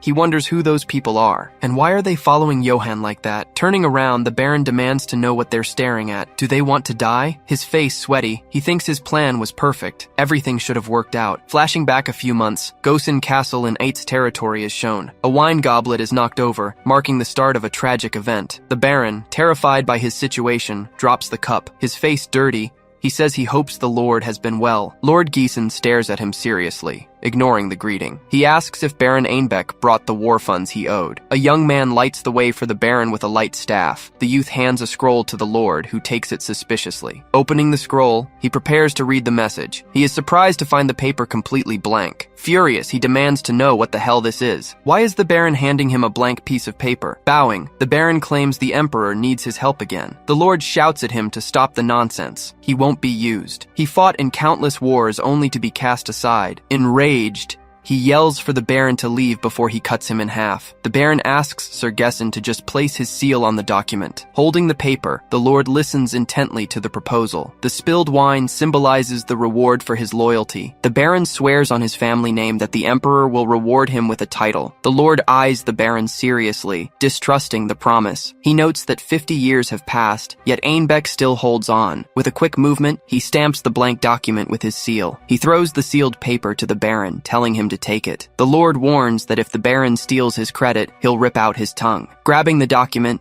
the Baron agrees to the condition. Holding the scroll, he ponders Sir Gessen's loyalty to the Empire. Smiling, he remarks that such loyalty will be a great help to the cause. Back in the city, the night continues as the Baron's plan unfolds. Looking at the letter, a man realizes it is clearly a conspiracy. Karamov, captain of the Imperial Guard, observes the scene seriously. He states the plan is to frame the northern families for treason. With an ironic look, he calls Baron Einbeck's plan sacred. The Baron asks if he senses poison in his words, or if it's just his imagination. Karamov says he's merely guessing the Baron's disgusting scheme. Smiling, he adds he didn't expect someone like him to come from that family. Furious, the Baron shouts at Karamov to watch his words. He asks if Karamov thinks he doesn't know what happened in the Northern Territory. He accuses him of massacring women and children, asking how he dares to speak. Screaming, he calls Karamov nothing but the Emperor's hunting dog. Grabbing him, Karamov asks how someone like the Baron dares to talk about honor. He swore to become the Emperor's sword and acts according to his orders. With a cold stare, he declares the Emperor's honor is his own. He tells the Baron, who survived on tricks, that they are nothing alike. With a snap of his fingers, he prepares to punish the Baron for his insolence. Coughing, the Baron falls to the floor, feeling the pain of the blow. Karamov warns that if he dares insult the orders again, he will be punished. Angry, the Baron claims this is all Karamov's fault and his plan. He remembers how the knight couldn't kill a single human. Face dirty, he prepares to continue with his plan. Smiling, he says that in the end, he will be the only one laughing. A soldier approaches, shouting about an emergency for Sir Johann. He reveals that the city of Marseille has been taken by traitor mercenaries. The city gate is closed, and the Empire's flag has been raised. The entire city is under the control of mercenaries allied with the Baron. Surprised, the mage, the young woman, and the captain react to the unexpected news. Shocked, the knights shout in disbelief that the city has been taken. With a serious look, Johann just observes the scene, plotting his next move. Laughing, the Baron prepares to give the next order to his men. With loud laughter, he celebrates the victory and the success of his plan. He continues to laugh, satisfied at having fooled everyone and conquered the city. The captain yells, asking what they think of this, stunned by the turnaround. He declares that Bradil, having captured the governor, will bring the surrender document. His eyes filled with hate. He states his first demand will be the body. He plans to sever his tendons and parade him through the empire as a trophy. Later, once he's served his purpose, he'll hang him from the gallows. For the final act of his vengeance, Right at the end, he'll whisper into his ear that he was the one who killed his father. Back at the camp, they prepare to enter the city gate. As the gate opens, a figure emerges from the light, ready for a confrontation. The light catches his face, revealing his identity to everyone. The Baron smiles, declaring his victory, while Johann just stares at him. He runs forward, shouting that the plan worked exactly as intended. He demands they bring out the bastard who dared to challenge him. But then, Viako steps forward with a serious gaze, ready to face the Baron. The Baron's eyes widen in shock, stunned by his appearance. The governor and his men stand ready to face the Baron and his traitorous forces. The Baron screams, demanding to know why the governor is there. Outside, the knights wonder what is transpiring within the walls. The governor bows, thanking Sir Johann Eitz for his hard work. He acknowledges his efforts and congratulates him on his safe return from battle. Johann smiles, thanking him for the warm welcome. He insists it was all thanks to the mercenaries who assisted him. The previous night, Johann had met with Goran and Khan for a special request. Confused, they asked what else he could possibly need from them. He explained that Einbeck definitely knew Marcel's defense systems, meaning he could infiltrate the city whenever he chose. He ordered them to protect Governor Velako from that imminent threat. One of them remarked that their group wasn't anything special. Johann just gave them a thumbs up, saying he trusted them with the job, leaving the mercenaries wondering why Sir Johann was suddenly praising them. Baron Einbeck is captured by the guards, and his invasion plan utterly fails. The governor sternly declares that he will pay for all his crimes. Terrified, the Baron just stares, unable to speak a single word. As he's dragged away, he screams, demanding to know where Commander Bradil is. High on the wall, the Empire's flag is raised, symbolizing the conquest. A guard throws the flag down, marking the city's liberation. As the banner hits the ground, the victory bells begin to ring out. A man strums his lute, preparing to sing a new song. The musicians sing of the shadows that had fallen over the city of Marseille. The song tells of the traitorous mercenaries and the troll that attacked them. Flower petals rain down, celebrating the victory and the hero who saved them all. The lyrics proclaim that his brilliance shone like a star in the battle. Johann watches the celebration with a serious expression, surrounded by music and falling petals as the musicians name him the Troll Slayer of Marseille, Johann Eitz. The song likens his name and courage to a war hammer. They sing of Johann Eitz, the man who subdued a troll with his sheer strength, declaring he has already become a legend for his great deed. The mercenaries look out over the city, remarking that Sir Johann has truly brought peace to Marseille. They decide it's time to leave. Mercenaries like them would only get in the way during peacetime. One of them notes that now, at least, there will be no more deaths caused by bandits. The manager thanks Sir Johann for leading them through the difficult battle. Before they settle down to business, she offers him a cup of tea. Cup in hand, he asks if he can now request payment for the mission. She hands over the report detailing the mission reward and the division of loot. The reward for the subjugation mission is 40 silver coins. The indemnity for the mercenary group is another 30 silver coins. He's surprised, wondering why the amount is so high in comparison. She continues, explaining that next is the value from selling the monster's loot. The troll skin brought in 10 gold coins and 60 silver coins. The troll's blood and tendons yielded another 25 gold coins. Shocked, Johann spits out his tea. She asks if Sir Johann is all right. With wide eyes, he insists he's fine and asks for the total value. Bags of gold coins are displayed, representing the immense fortune he has acquired. She announces the total, 35 gold coins and 230 silver. He presses his lips together, trying to contain his emotion upon hearing the amount. Finally, he bursts out laughing, celebrating the small fortune he earned from the rewards of war.